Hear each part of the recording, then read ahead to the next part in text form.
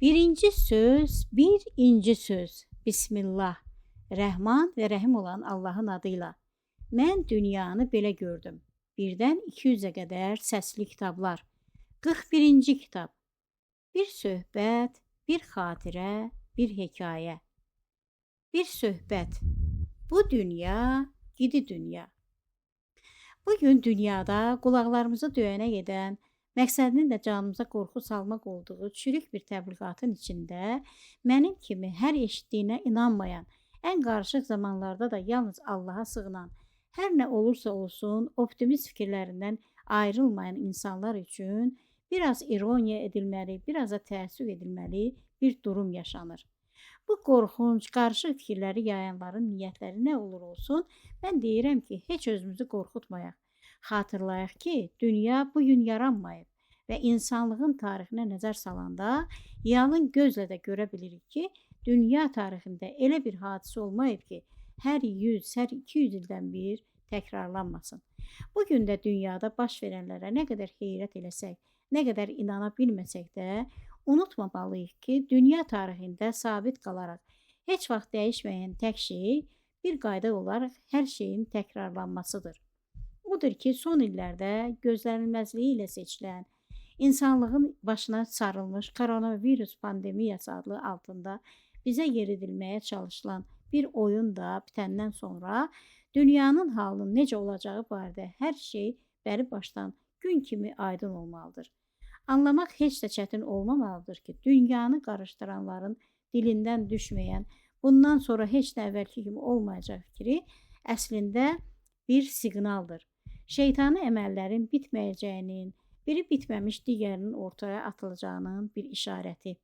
Biz bilməliyik ki, bu dünyanın sonu gəlməyincə, şeytana qoşulub dünyada şeytani oyunları sıraya düzən, onları zamanı gəldikcə məsum insanların önünə çıxardan, o fitnələri yayan bir ovuc naqis insanların qurduqları xəm xəyallar nə qədər bizi qorxuya salsa da, unutmamalıyıq ki, bütün bunlar bir ovuc ölümlü insanın bu dünyada biraz da artıq qalmaq kimi xam xəyalından başqa bir şey deyildir.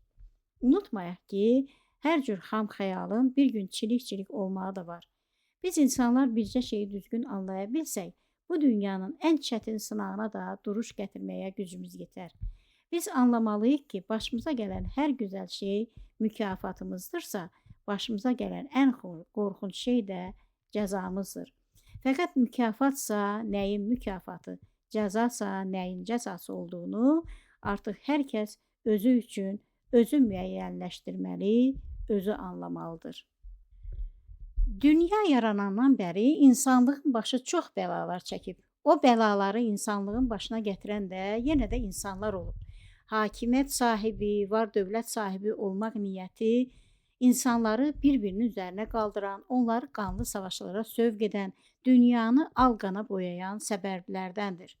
Bugün də bütün savaşların kökündə dünyaya sahib olmaq, saysız hesabsız mal, mülk sahibi, sözünün önündə heç kimin dura bilməyəcəyi bir ixtiyar sahibi olmaq durur.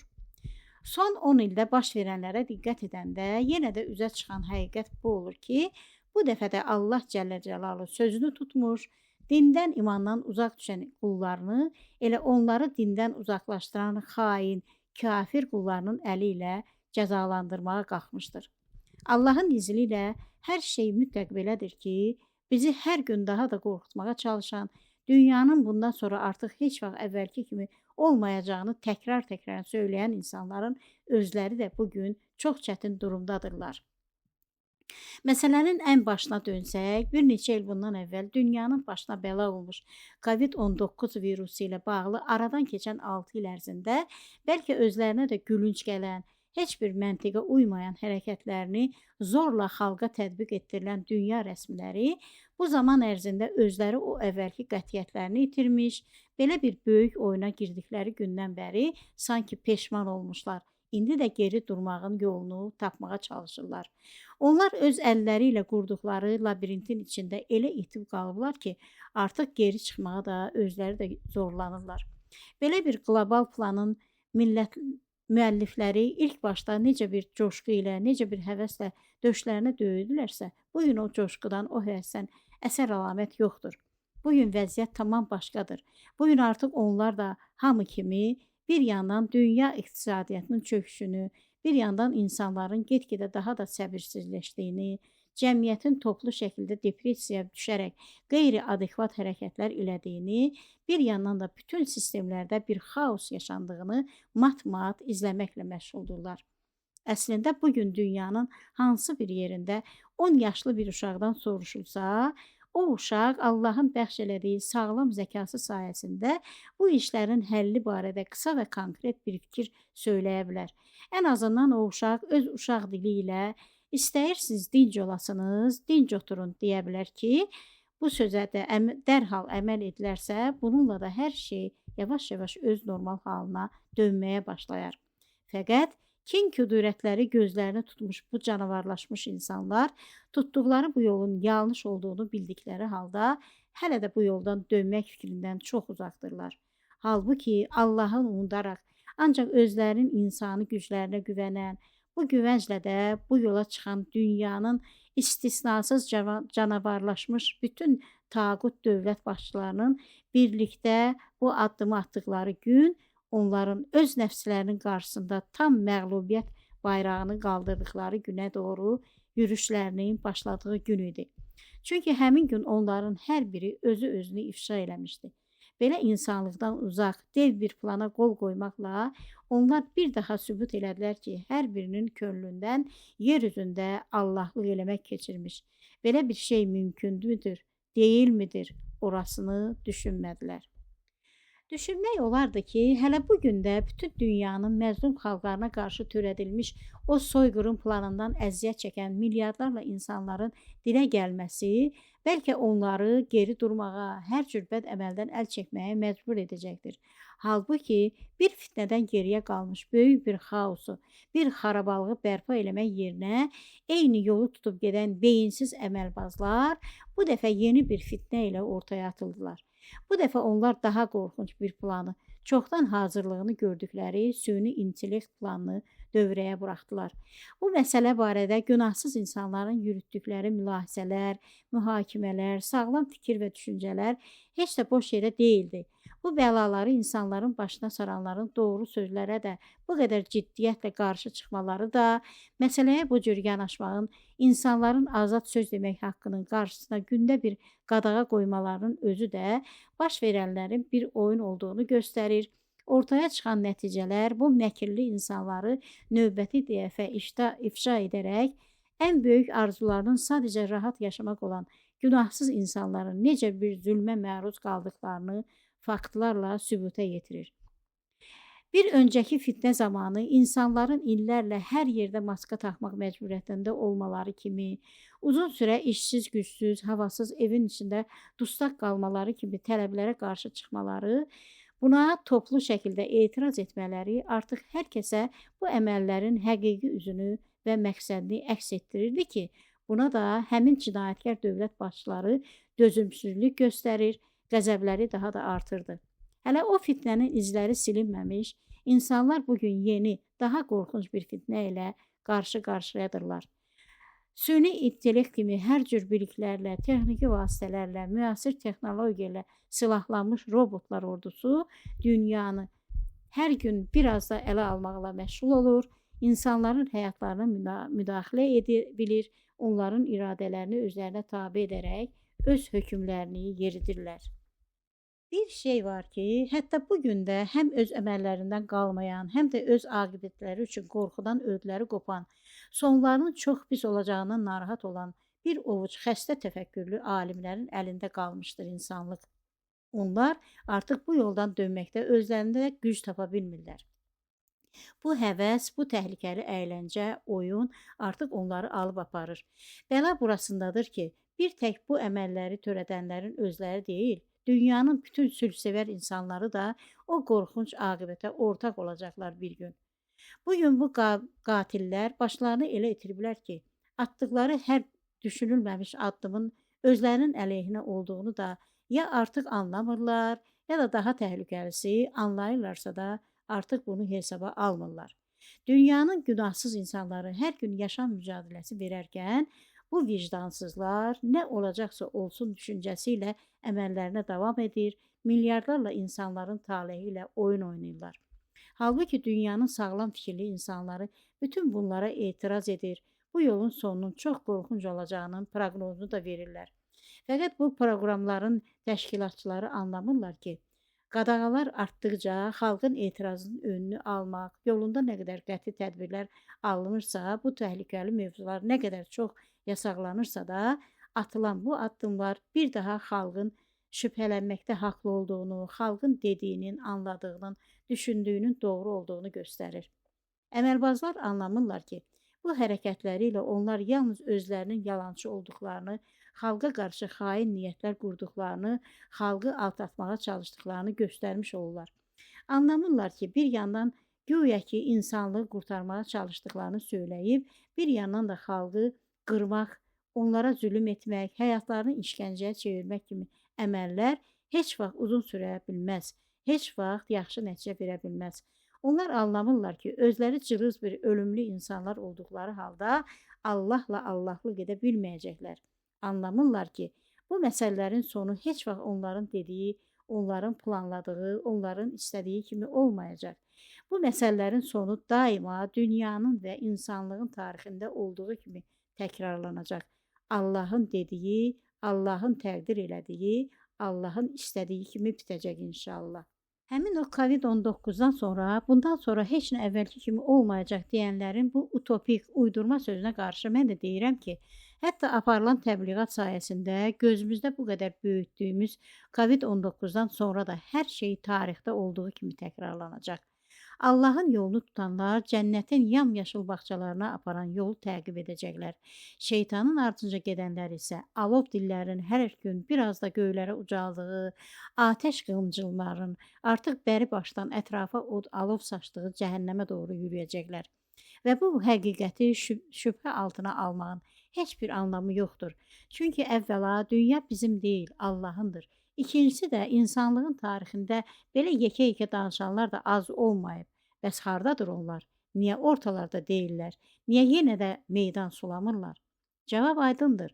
Mülkün sahibi onları qurumuş xəzəl kimi elə süpürüb atmışdır ki, onların nə əməlləri, nə də izləri qalmışdır. Bu dəfə də, hətta hər dəfə də elə olacaq. Dünyanın təkrarlanan səhnəsində yenə də mənəm deyənlər olacaq və bütün hoqqabazlıqları Allahın bircə hökmü ilə süpürülüb atılacaq. Çünki buna bənzər məsələlər həmişə belə son bulub. Bu dəfə də belə sonlanacaq inşallah. Amin. Allahu aləm. Son. Bir xatirə. O seçkilər, bu seçkilər. Xatırladığım zaman kəsimi 80-ci illərin ortaları olardı.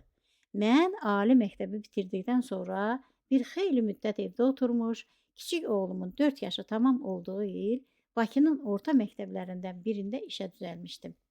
3 il olardı ki, məktəbdə dərs deyirdim ki, ölkədə seçki kampaniyası başladı.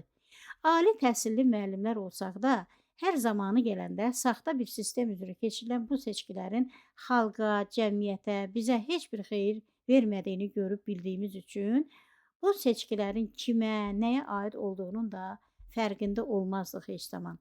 Ancaq onu bilirdik ki, məktəbimizdə də bir məntəqə qurulurdu. Orada seçkilərə, əslində bu seçkilərin saxtalaşdırılmasına qızğın hazırlıq gedirdi. Biz müəllimlərin boynuna da yazı pozu işləri, yəni bu ilki seçkilərin siyahılarının tutulması, yoxlanması və seçki məntəqələrinə təhvil verilməsi düşürdü. Ali təhsilli müəllimlərinin də öz talehinə bu qədər biganə qalması bir xalqın yaxşı yaşadığına işarə edə bilməzdi yəqin ki. Saxtakarlığın həyatımızda özünə möhkəm yer eləməsi bizi də bu cür ciddi məsələlərin həllindən soyutmuş, ölkədə baş verən hər şeyə kənardan baxan bir seyirci səviyyəsinə endirmişdi. Nə olacaqdısa artıq bizsiz, bizim iştirakımız olmadan olacaqdı. Hər kəsin beynindən qırmızı xətlə keçən ana fikir də bu idi. Mən ilk dəfə bu seçkilərdə seçici kimi deyil də, seçki təşkilatçılarından biri kimi iştirak elədiyimdən, bu seçki kampaniyasının arxa planında baş verənlərdən hələ xəbərim yox idi. Məktəbimizin payına düşən seçicilərə adi qaydada seçki gününə aid bir dəvət məktubu göndərmək yerinə biz qapı-qapı gəzərək əlimizə tutuşdurulan bir qutu çağırış qəbzlərini seçicilərə paylamalı, onlardan bu qəbzləri almaları barədə imza toplamalı, xəstə və əlillərin elə ordaca ciddi seçki günündə verəcəkləri səsləri almalı, bunu sübut edəcək imzaları da yazılı surətdə götürməli idik. Saxtakarlıq o qədər peşəkar aparılırdı ki, biz bu vərəqələrdə əvvəlcədən seçki gününün tarixinin yazıldığını da görürdük və bu bizdə artıq heç bir heyrət filan doğurmurdu. Sanki bu saxtakarlıq işlərinin bizə heç bir aidiyyəti yox idi. Biz sadəcə tapşırılan işi yerinə yetirməli idik. Vərəqlər sayca həddən artıq çox olduğu halda biz bu ağır qutularla qapı-qapı gəzməli, bu işi seçki gününə 2 gün qala bitirib təhlil verməli idik. Hər barədə çox təcrübəli müəllimlər bizə anlatmışdılar ki, bu müddət ərzində ayağımıza tabansız ayaqqabılar alaq. O ayaqqabıları məktəbdəki dolabımızda saxlayaq. Dərslər bitdikdən sonra biz də yorğun arğın qəbz paylamaq üçün qapı-qapı düşərkən bu tabansız ayaqqabıları geyinək.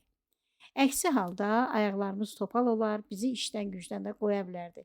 Biz onlara həqiqətən də borclu idik ki, onların verdikləri belə bir məsləhət çox işimizə yaramışdı o vaxtlar. Biz 3 gənc qadın məktəbə yaxın yaşayış sahəsində payımıza düşən adresləri sərhesab elədik. İş yerində artıq bir qrup kimi formalaşmış olduğumuz üçün bu adresləri də birlikdə gəzməyi qərarı aldıq. Bunu da bizə həmin o təcrübəli müəllimlər tapşırmışdılar. Bir-birinizdən ayrılmayın. Hansı qapıda nəyə rast gələcəyinizi bilə bilməzsiniz. Ehtiyatlı olun.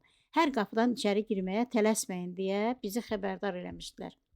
Biz bütün ünvanları bir-bir gəzərək, doğrudan da hər ünvanda bir qeyri-adi duruma, bir hadisəyə, bir saxtakarlığa rast gəldik o il. Məktəbi dörd bir tərəfdən əhatəyə almış samastroykalarda bərbad bir həyat yaşandığını da gördük.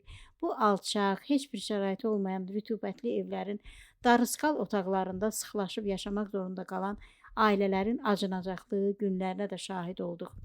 Natəmizlik, kanalizasiya sisteminin qaydada olmaması üzündən bəzən həyətlərin, bəzən də bu alçaq evlərin tən ortasından axan çirkab sularını gördükcə özümüzü hansısa bir Afrika ölkəsinə səyahət etmiş kimi hiss edirdik. Üstəlik insanlar qarşımıza elə sevincək çıxırdılar ki, elə məmnuniyyətlə bu qəbzlərə imza atırdılar ki, sanki biz bunlara bir kağız parçası deyil, yardım gətirmişdik. Mən bugün də bu xalqın öz talihini bu qədər biganə qalmasına bir izahat tapa bilmirəm. Özüm də bir şərh verə bilmirəm. Biz bu zavallı insanları seçkilərə, kimlərinsə rəhbər vəzifəyə seçilməsinə, güya ki bundan sonra bu xalqa daha yaxşı, daha keyfiyyətli xidmət eləmək vədinə inanmağa, bu vədə səs verməyə çağırırdıq. Bu məqam insanların verdikləri bu səslər qarşılığında öz problemlərini şərh qoşmaları, bu seçiləcək məmurları ağrıları ilə, acıları ilə yüklədikdən sonra onlara səs vermələri üçün bir fürsət idi. Həm də yalnız 5 ildə bir düşən fürsət. Dərindən düşünəndə dərdli problemli insanların bu fürsətdən öz xeyirlərinə istifadə etmələri gərəkirdi. Halbuki ortada heç də belə bir niyyət, belə bir istək üçün ediləcək bir hərəkət də yox idi. Bütöv bir ölkənin xalqı eyni laqeydliklə hər il eyni yolu gedir, heç bir dərdini dilə gətirmədən, seçdiyi adamı tanımadan, onun haqqında heç bir məlumatı olmadan quzu kimi seçkilərə gedir, o adama səs verib evinə dönürdü. Sonra da dəlləkxanada, çayxanada, bulvarda nərd oynayarkən dərdindən, sərindən uzun-uzadı danışır, bu əhlikef cəmiyyətdə özünün ağır yaşayışından dad aman edirdi. Seçki qəbzlərini paylamağa çıxdığımız o dönəmdə evlərdə neçə-neçə insanın 3 il əvvəl, 5 il əvvəl rəhmətə getdiyinə də rast gəlirdik. Bəzən bu ölü canların dəfələrlə seçki kampaniyasında iştirak etmiş kimi göründüyü də aşkara çıxırdı.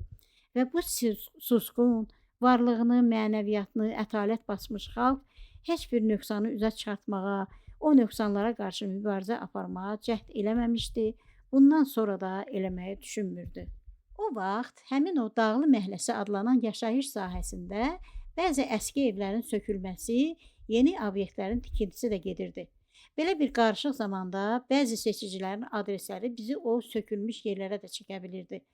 Bir dəfəsində o uçuq sökük binaların arasında biz bir təhlükə ilə də üzləşmiş olduq.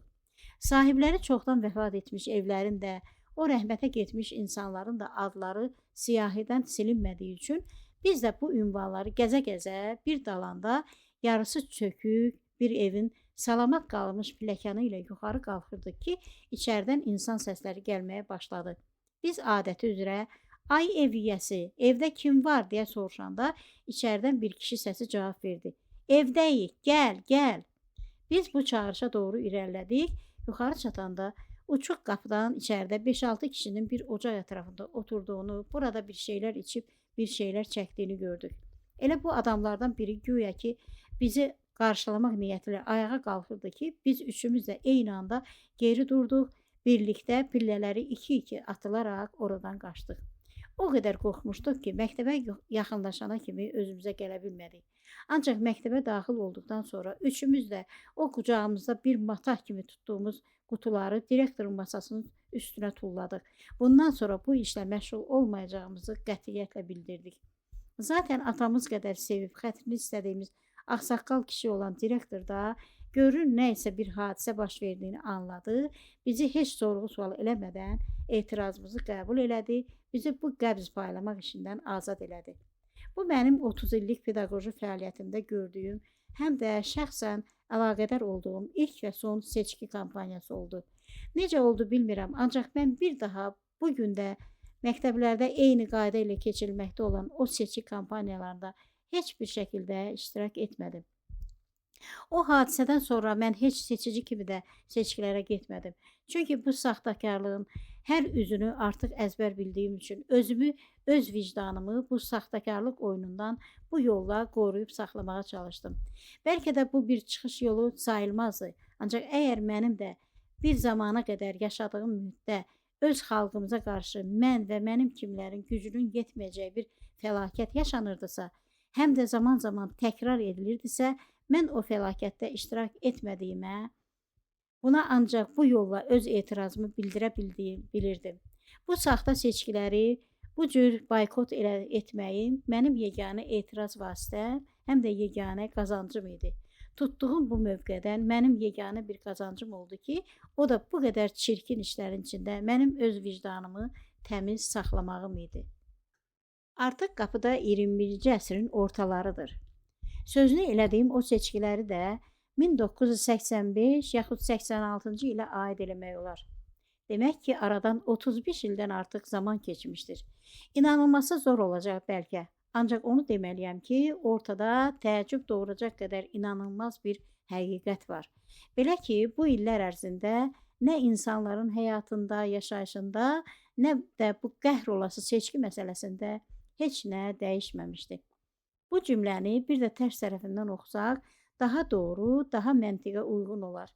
Elə bu qəhr olası seçki məsələsində heç nə dəyişmədiyi üçündür ki, aradan bu qədər zaman keçməsinə baxmayaraq, insanların həyatında da heç nə dəyişməmişdi. Bir səfərimdə mən bunu öz gözlərimlə gördüm. Bundan 35 il əvvəl gördüyüm eyni durumlara şahid oldum. Bu ölkədə heç nə dəyişməmişdi, dəyişə bilməmişdi. Çünki əgər seçki məsələsində heç nə dəyişməzdisə, o zaman insanların həyatında da heç nə dəyişə bilməzdi. Bu bir aksiomadır. Ancaq bundan daha önəmlisi, Allahın belə bir hökmü də var.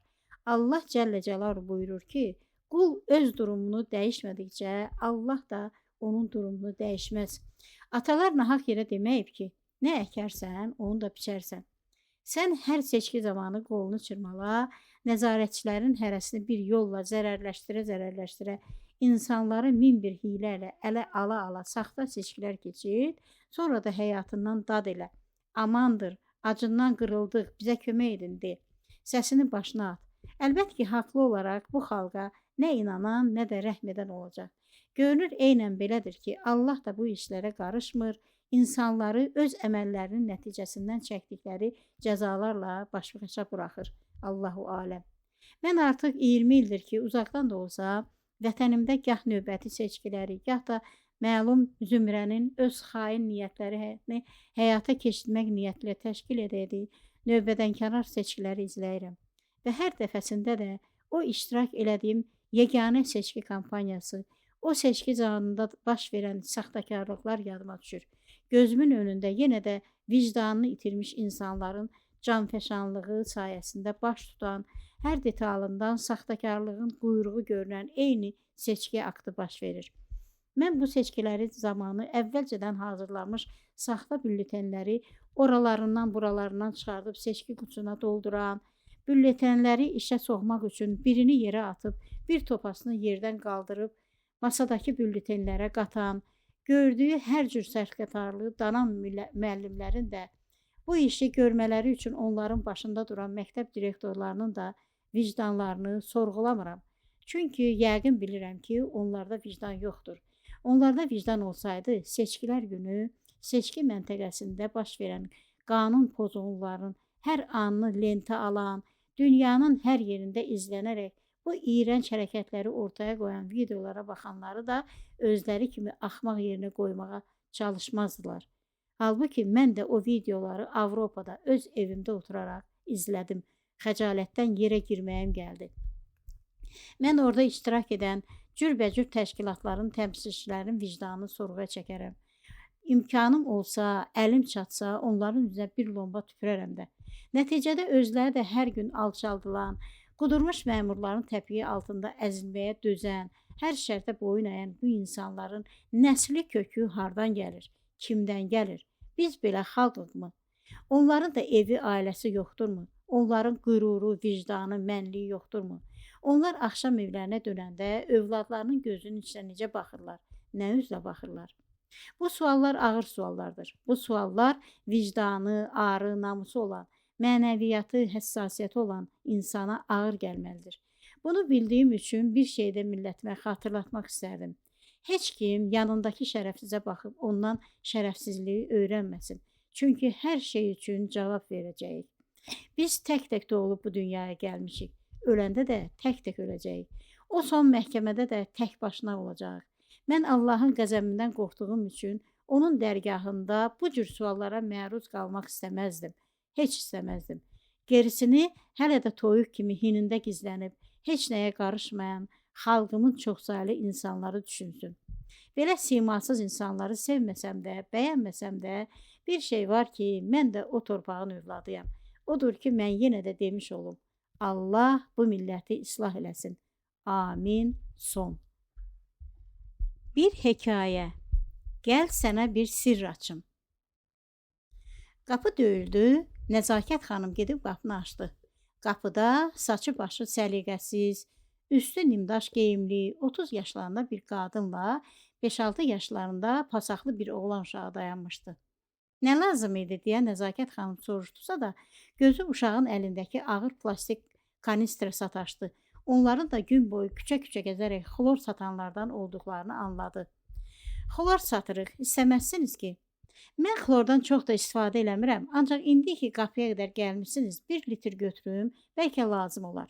Bunu deyərək Nəzakət xanım mətbəxə getdi, oradan boş plastik içəcək qabı götürüb gəldi. Qadın bir gözünün içini nəzərdən keçirərkən uzun illərin təcrübəsindən əldə elədiyi bir məharətlə qıfı plastik içəcək şüşəsinin ağzına qoydu, şüşəni xlorla doldurdu, ağzını bağladı. İşini bitirdikdən sonra xlorun pulunu da alıb getmək istəyirdi ki, Nəzakət xanım dedi. Bacım, olarmı oğluna bir şeylər verim? Olar, niyə olmur?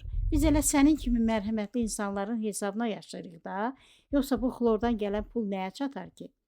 Onda biraz gözlə deyərək Nəzakət xanım içəri getdi, oradan bir şeylər topladı, bağlama eləyib gətirdi. Qadına uzadarkən də dedi. Bax, bacım, şərt xlor almaq deyil, ən yaxşısı sən arada bir yolunu buradan sal, mən də gücümün yetdiyindən bu uşağa bir şeylər verim. Olar mı? Olar, çox sağ ol. Allah səndən razı olsun. Sənin kimi insanlar indi harda var? Bu zamanda insanların varı artdıqca ürəkləri daşa dönür. Sən başqasan, Allah ürəyinə görə versin. Əlbəttə gələrik. Xlor satan qadınla uşaq getdi. Nəzakət xanım da balkona çıxıb onların arxasınca baxdı. Qadın əlində Nəzakətin indicə verdiyi bağlama ilə irəlidə gedir, balaca oğlan da bəlkə özündən də ağır kanistri yan basa-basa zorla aparırdı. Görünürdü ki, bu oğlanın günü belə keçirdi ki, boyu da çıxmamış, vücudu da sısqa qalmışdı. Bu gördükləri Nəzakət xanımın ürəyini göynətdi. Bir ananın öz övladına qıyması xoşuna gəlmədisə də onları qınaya da bilmədi. Onlar ana-bala bir qismət çörək hayında idilər. Onlar da bu məmləkətin bugün sayı hesabı bilinməyən kasıb təbəqəsinə aid olan insanlar idilər. Bu məmləkətdə insanların bir yarısı varının, dövlətinin çox olması üzündən əziyyət çəkirdisə, bir yarısı da aclıq və səfalət üzündən zülüm çəkirdi. Orada səviyyə deyə bir şey də yox idi ki, bari bu kasıblar da ara bir onların insafına sığınaydı. Daha çox sərvət içində üzənlərin meydan suladığı bir cəmiyyətdə varlandıqca gözü qızan, gözü qızdıqca da ürəkləri biraz da daşlaşan, bu hallarında da gözü ayağının altında görməyən bir toplumun içində həyatın ən son pilləsində duran bu kasıb insanlar eyni cəmiyyətdə hər gün amansız bir yaşam mücadiləsi verirdilər. Allah bilir, evdə hələ bəlkə daha neçə insan da ac oturub onların qazanıb gətirəcəyi qazancı gözləyirdi. Xlor satan qadın sözünü tutdu. Aradan düz bir həftə keçmişdi ki, qadınla oğlu yenə də gəlib qapını döydülər. Bu dəfə Nəzakət xanım xloru almadı. Ancaq bir şüşə xlorun pulunu qadına uzadaraq dedi: "Bax bacım, mən keçən səfər də dedim ki, xlorla o qədər də aram yoxdur. Onun iyi mənə allergiya verir. Ona görə də sən bu pulu al, hesab elə ki, mən bir şüşə xlor aldım. İzninlə mən sənin bu göyçək oğlun üçün biraz payparça hazırlamışam, onları verim." "Sən bizə xəcalət verirsən, ey xanım." "Nə xəcalət? Xəcalətli düşmənin olsun. Gözlə, mən onları gətirim." Bu sözlərlə də Nəzakət xanım içəri getdi, birazdan əlində böyük bir çanta ilə geri gəldi. "Mən ərk eləyib sənin oğluna biraz əyinbaş, bir cütdə ayaqqabı almışam. Gülə-gülə geysin. Biraz da şirniyyat qoymuşam. Halal xoşunuz olsun." "Nə zəhmət çəkirdin? Çox sağ ol. Allah razı olsun. Gör sənə nə deyirəm. İndi ki bizə yardım eləmək istəyirsən, sən bundan sonra heç nəyə pul vermə. Ondansa pulu mənə ver. Mən bizim üçün nə ala bilərəm, ona baxım." "Yaxşı, gələn dəfə elə eləyərəm." Bu qısa dialoq zamanı Nəzakət xanım bir gözü elə oğlanda idi. Oğlan da məzlum-məzlum ona baxırdı. Digər ki, Nəzakət xanım da anlayırdı ki, ana ilə balanın arasına girmək olmaz. Onlar getdilər, Nəzakət xanım da ürəyində bu yad insanların gününü ağladı.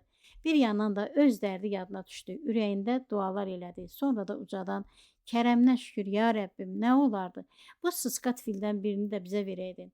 Amandır, bu sözlərimi günaha yazma, məni bağışla. Elə bilərsən üsyan eləyirəm. Əsla, mən sənin hikmətinə güvənirəm. Bilirəm ki, əgər belə oldusa da, yenə də bunda sənin bir hikmətin var. Odur ki, yenə də sən bilən məsləhətdir," dedi. Xlor satanlar 3-cü dəfə qapıya gəldilər. Nəzakət xanım qapını açdı, qadını da, oğlanı da eyni pinti paltarının içində görüb dedi: "Bacım, inciməzsən, sənə bir söz deyərəm. Mən sənə bir şey ala bilmərəm, bu doğrudur. Ancaq oğluna ki almışdım, niyə onu geyindirmədin? Bu uşağın ruhu heç sevinməsinmi? Neylədin o paltarı? Hansı gününü saxladın?" "Satdım." "Satdın? Niyə? Niyə olacaq? Puluna ət aldım, kartof aldım, çörək aldım."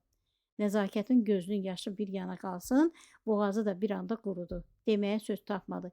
Bircə eləmi deyə bildi. "Elə, bəs sən nə bilmişdin? Evdə uşaqlar acından ölür. Mən bunu bəy kimi geyindirib yanıma salmalıydım. Biz bir yerdə yaşayırıqsa, hamımızın qisməti eyni olmalıdır. Təkcə çörək deyil, hər şey bərabər bölünməlidir. Başqa cür olmur da, olmaz da." Mən dedim, heç olmasa bu uşağın əyini bircə dəfə təzə paltar görsün, ürəyi açılsın. Yenə də sən bilərsən. Ancaq bir şey var ki, sən işin ən ağırını ona göndürürsən, bari onun payını da biraz çox eləyəydin.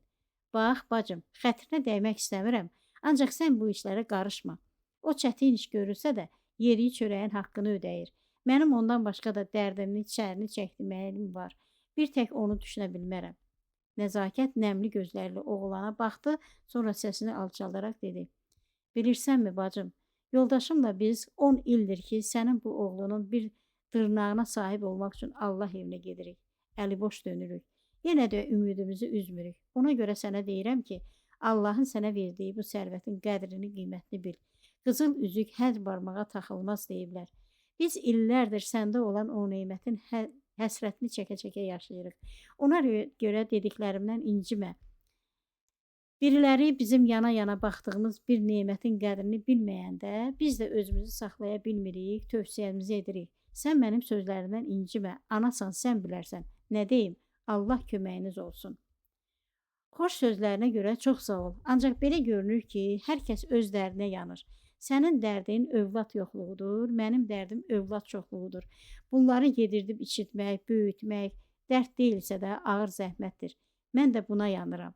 Nəysə, biz artıq gedək. Onlar getdilər. Nəzakət xanım da səsini başına atıb, bu dəfə bu epizodu bəhanə edərək daha bir kərə yana-yana ağladı. Aradan 2-3 həftə keçdi. Ancaq nədənsə xlor satanlardan səs çıxmadı. Bu qədər vaxt ərzində onlar bu qapıya gəlmədilər. Nəzakət xanım bilmirdi ki, nə düşünsün. Gah fikirləşirdi ki, dediyi sözlərlə qadının qəlbini qırdı, o da daha bu qapıya gəlmədi. Gah ürəyinə gəlirdi ki, oğlana dərs olsun deyə, bəlkə də qadın onu cəzalandırdı, ona görə də daha gəlmədilər. Elə bu düşüncələrin içində get-gəl edirdi ki, bir gün yenə qapı döyüldü. Nəzakət xanımın özü də bilmədi nə üçün, ancaq ürəyi həyəcanla döyünməyə başladı. Onlardır, deyə düşündü. Qapını açıb qarşısında onları gördü. Bu dəfə qadın özü də səliqəli geyinmiş, baş gözünü darayıb səhmana salmışdı. Oğlana da ucuz da olsa təzə bir şey geyindirmişdi. Nəzakət bütün bunlara baxır, ancaq gördüklərinə inana bilmirdi. O nə baş verdiyini anlamağa çalışırdı ki, qadın dilə gəldi. Bax, bacım, adını da bilmirəm. Nəzakət, adım Nəzakətdir. Hə, çox gözəl, mənim də adım Dürdanədir. Bax, Nəzakət xanım, biz bugün sənə xlor satmağa gəlməmişik. Biz bugün sənə qonaq gəlmişik. Bir qutu xurma alıb səninlə birlikdə çay içməyə gəlmişik. Çayın varmı? Nəzakət geniş açılmış gözləri ilə qadına baxır, onun bu sözləri ciddi mi dediyini, zarafat mı edələdiyini anlamağa çalışırdı. Qadın təkrar soruşdu. Bir kasıb insanlara verməyə bir stəkan çayın olarmı bacım? Olar, niyə olmur? Gəlin içəri. Nəzakət xanım onları içəri aldı, çay da dəmlədi. Çay süfrəsini hazırlaya, bir yandan da oğlanın önünə kağızla qələm qoydu ki, uşaq yad yerdə sıxılmasın, kağızla rəngli qələm onun üçün bir məşğuliyyət olsun. Uşaq qələmləri ilk dəfə görürmüş kimi onları əlində tutur, diqqətlə o üz bu üzə çevirir, qələmlərin rənglərinə məftunluqla baxırdı. O birazdan kağızın üzərində bir şeylər də çizməyə başlamışdı ki, Dürdanə ilk dəfə onu bir insan kimi qəbul edib evinə buraxan, önünə təmtaraqla şirniyyat dolu çay süfrəsi açan bu mərhəmətli qadına ürəyini açmağa başladı. O gün Dürdanə adlı bu qadın Nəzakətə elə şeylər danışdı ki, Nəzakət onun söylədiklərinin, əlal xüsusda söhbətin sonunda qarşısına qoyduğu təklifin təsiri ilə onlar gedəndən sonra düz bir həftə xəstə yatdı. Dürdanə etiraf elədi ki, Samir adlı bu uşaq onun öz övladı deyilmiş. Onlar Xırdalan qəsəbəsinin ucqar bir yerində alçaq köməlardan, alaçıqlardan ibarət olan bir gecəqondu tipli qəsəbədə yaşayırlarmış. Xloru da hər gün maşınlarla şəhərə gətirir, Qurdağızı adlanan qəbirstanlığın yaxınlığında 60-cı illərdən qalma köhnə fabrikin xarabalığına boşaldırlarmış. Gün boyu xloru satdıqca gəlib buradan yeni dolu kanistrləri götürürlərmiş. Bir gün yenə axşamüstü buraya mal dalınca gəlirlər və burada bir küncə qısılıb ağlayan bu uşağı görürlər. Uşaq çox kiçik imiş, təzə-təzə dil açırmış. Ona görə də nə danışa bilib, nə də dərdini anlada bilib. Qadın danışır ki, onlar uşağı polisə aparırlar. Onu tapdıqlarını deyirlər, yardım istəyirlər. Ancaq zalim polis rəisi onları qapıdan qovur. Rədd olun buradan, qaraçı köpək uşağı. Əlinizdən bilmirik hara gedək. Gündə birini doğursunuz, sonra da gətirib dövlətin boyuna yıxmaq istəyirsiniz. Aparın, necə doğmusunuzsa, elə də böyüdün, deyir. Dürdanə əri ilə bir müddət nə edəcəklərini bilmirlər. Onlar bu uşağın başına nə kimi bir macərə gəldiyini bilmədikləri üçün qorxurlar. Bir yandan da uşağı küçəyə də ata bilmirlər. Uşağı güvənli bir yerə yerləşdirmək üçün onlar bir neçə yetimxanaya da başvururlar. Uşağı ora vermək istəyirlər. Ancaq yetimxanada da uşağa yaxın duran olmur. Yerimiz yoxdur, deyirlər. Məsələ bu şəkil alınca da onlar oğlanı özlərinə saxlayırlar. Ondan işlərində bir yardımcı kimi istifadə etməyə qərar verirlər. Belə imiş ki, son görüşdə Dürdanə oğlan haqqında belə demişdi. İşi çətindirsə də o yediyi çörəyin haqqını verir. Nəzakət hələ heç dilədiyi bu hadisənin sonundan çıxa bilməmiş, Dürdanənin son dediklərindən daha böyük şok yaşadı. Dürdanə səsinə yağbal qataraq dedi. Bax, xanım bacım, mən bu qapıya 3 dəfə gəlməklə sənin dərdini anladım. Sən övlad həsrəti çəkirsən. ancaq muradına yetə bilmirsən. Sən ümidini itirmə, bilmək olmaz. Bəlkə də bir gün Allah sənin də muradını verəcək. Ancaq biləsən ki, bir yetməyə övlad deyib yuvanı almaq qədər böyük bir savab yoxdur bu dünyada ki, onu sən də eləyə bilərsən. Gəl sən bu uşağa sahib çıx. Ona bala de, köynəyinin yaxasından keçir. Baxarsan bir gün Allah da dualarını qəbul edər. Sən çox mərhəmətli qadınsan. Bu uşağa mehriban bir ana ola bilərsən. O da yazıqdır. İsti yuvası, mehriban ailəsi olar. Biz bilmirik bu uşağın başına nə gəldi ki, biz onu o atılmış xarabalıqda tapdıq. Halbuki biz onun ailəsini axtarmağa da çalışdıq. Ancaq heç kimi tapa bilmədik. Odur ki, məcbur ailəmizə qəbul eləməli olduq. Deyərsən ki, bir uşaq sizə niyə bu qədər ağır gəlir ki, onu başınızdan eləməyə çalışırsınız? Yalan deməyəcəyim. O doğrudan da bizim ailəmizə ağır gəlir. Allahdan gizlin deyil, səndən nə gizlədim? Vaxt olur ki, yoldaşımla biz ac yatırıq. Ancaq əlimizdə olan bir tikəni bu uşaq da daxil balalarımızın arasında bərabər bölürük. Bir də bu cəmiyyətdə sənin kimlər də var ki, evində bu uşaqdan beşinə sığınacaq, isti yuva verə bilər. Mən sənin dərdini anladım ki, ağlıma da belə bir şey gəldi. Bu uşaq bəlkə də bugün bizim bu kasıb ailəmizə ağır gəlir. Ancaq sən də qəbul edərsən ki, o həm də sənin evindəki o boşluğu doldura biləcək qiymətli bir nemətdir. Burada mütləq Allahın bir hikməti vardır. Yoxsa bizi bu qapıya göndərməzdi. Onu da nəzərə al ki, onun bizdən başqa heç kimi yoxdur. Yəni sonradan bu uşaq hardan deyə başınız ağrımayacaq. Sən onu qəbul elədinmi, o ancaq sənin övladın olacaq. Elə hesab elə ki, Allah sənin dualarını qəbul elədi, sənə bu yolla bir övlad nəsib elədi. Nə deyirsən? Onu bizdən alarsanmı? Necə yəni alarsan? Siz onu satırsınızmı? Ancaq sənə, başqasına deyil.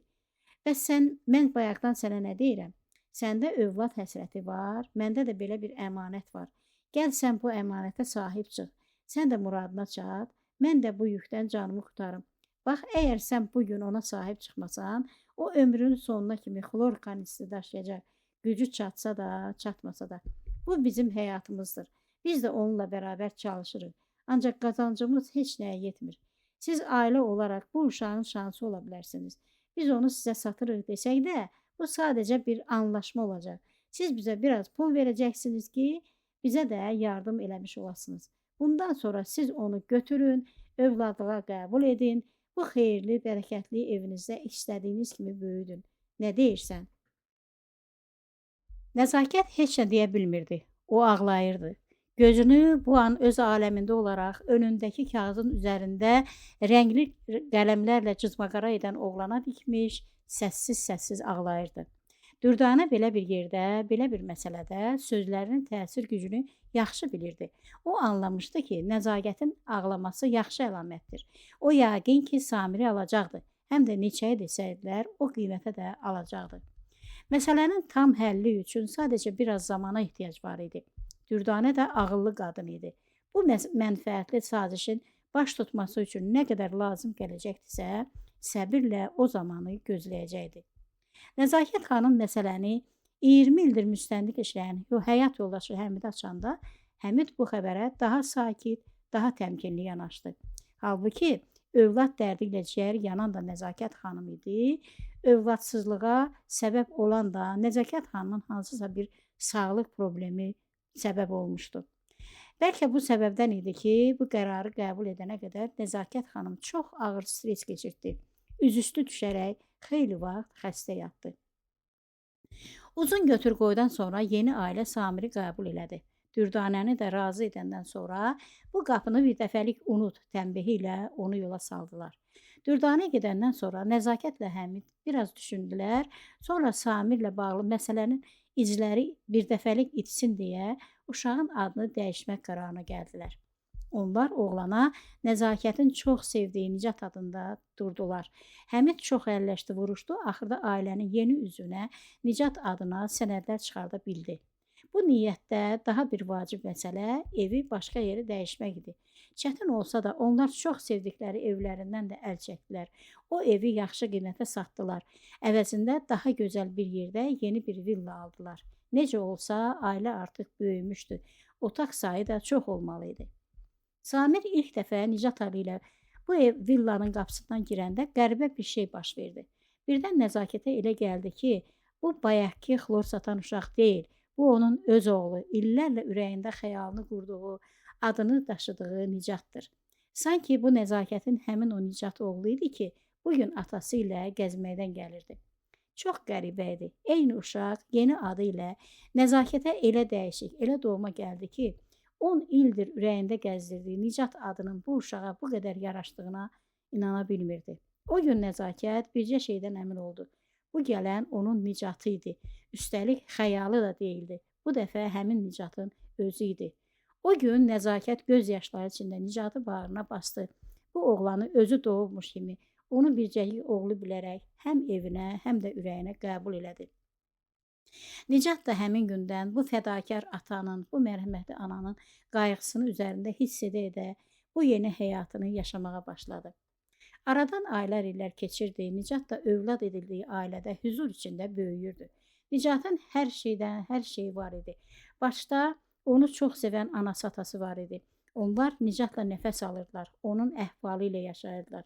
Nicat güləndə onlar da gülürdülər. Nicatın kefi olmayanda onlar da qəm-qüssəyə batırdılar. Hər evdə övlada münasibət belə idimi? Bunu Nicat bilmirdi. Ancaq o da hiss edirdi ki, onun valideynləri onu başqa valideynlərdən daha artıq sevir, onu bir an belə gözlərindən kənara qoymaq istəmirdilər. Bəzən bu bağlılıq Nicata qəribə gəlirdi. Bəzən onu yoldaşlarının yanında utandırırdı. Ancaq Nicatın halından şikayət eləməyə də bir səbəbi yox idi. Çünki o da anlayırdı ki, çox həmyaşıdlarından daha xoşbəxtdir. Üstəlik bir ailənin tək övladı olması ona bütün istədiklərini dərhal yerinə yetirməsi kimi bir fərqlilik də yaşadırdı ki, Nicat buna qarşı heç nə eləyə bilməzdi. Nicatın tək niskiliyi var idi ki, o da bir bacısının, bir qardaşının olmaması idi. Nicat uşaqlığını, bu ailəyə gəlişini xatırlamırdı. Ona görə də niyə bu ailənin tək övladı olduğunu da anlaya bilmirdi. Nə mane olmuşdu ki, ondan sonra ata-anası daha bir övlad sahibi olmaq istəməmişdilər. Bunu Nicat bilmirdi. Kiçik yaşlarında o hərdən anasına bu sualla müraciət edəndə Nəzakət xanım da oğluna duzlu məzəli sözlərlə cavab verirdi. Sən o qədər şirin oldun ki, biz daha bir uşağın bu qədər şirin ola biləcəyinə inanmadıq. Odur ki, elə təkcə səni sevməyə qərar verdik. Sən bizim çox qiymətli bircəcik oğlumuzsan, deyirdi. Nicat bu sualları verəndə hələ uşaq idi. O böyüdükcə belə suallar verməyi də tərk etdi. Özü barədə yeni bir şey öyrənməyə də daha maraq göstərmədi. Necə olsa, o artıq yetişkin bir insan idi. Ana atasının gənclikdə verdikləri bir qərarı sorğulamağın da, onların bu qərarlarının doğru olmadığına qarışmağın da nə zamanı qalmışdı, nə də mənası. Nəzakət ilk dəfə Nicata hər şeyi anlatmaq istəyəndə onun artıq 17 yaşı var idi. Məktəbi bitirmişdi, universitet imtahanlarına hazırlaşırdı. Belə bir zamanda günlərin bir günü Nəzakət xanım xəstələndi. Həm də çox ağır xəstəliklərdən birinə düçar oldu. Həmid onu ən məşhur həkimlərə göstərdi. Arvadını şəhər-şəhər, ölkə-ölkə gəzdirdi, ancaq onun dərdinə çarə tapan olmadı.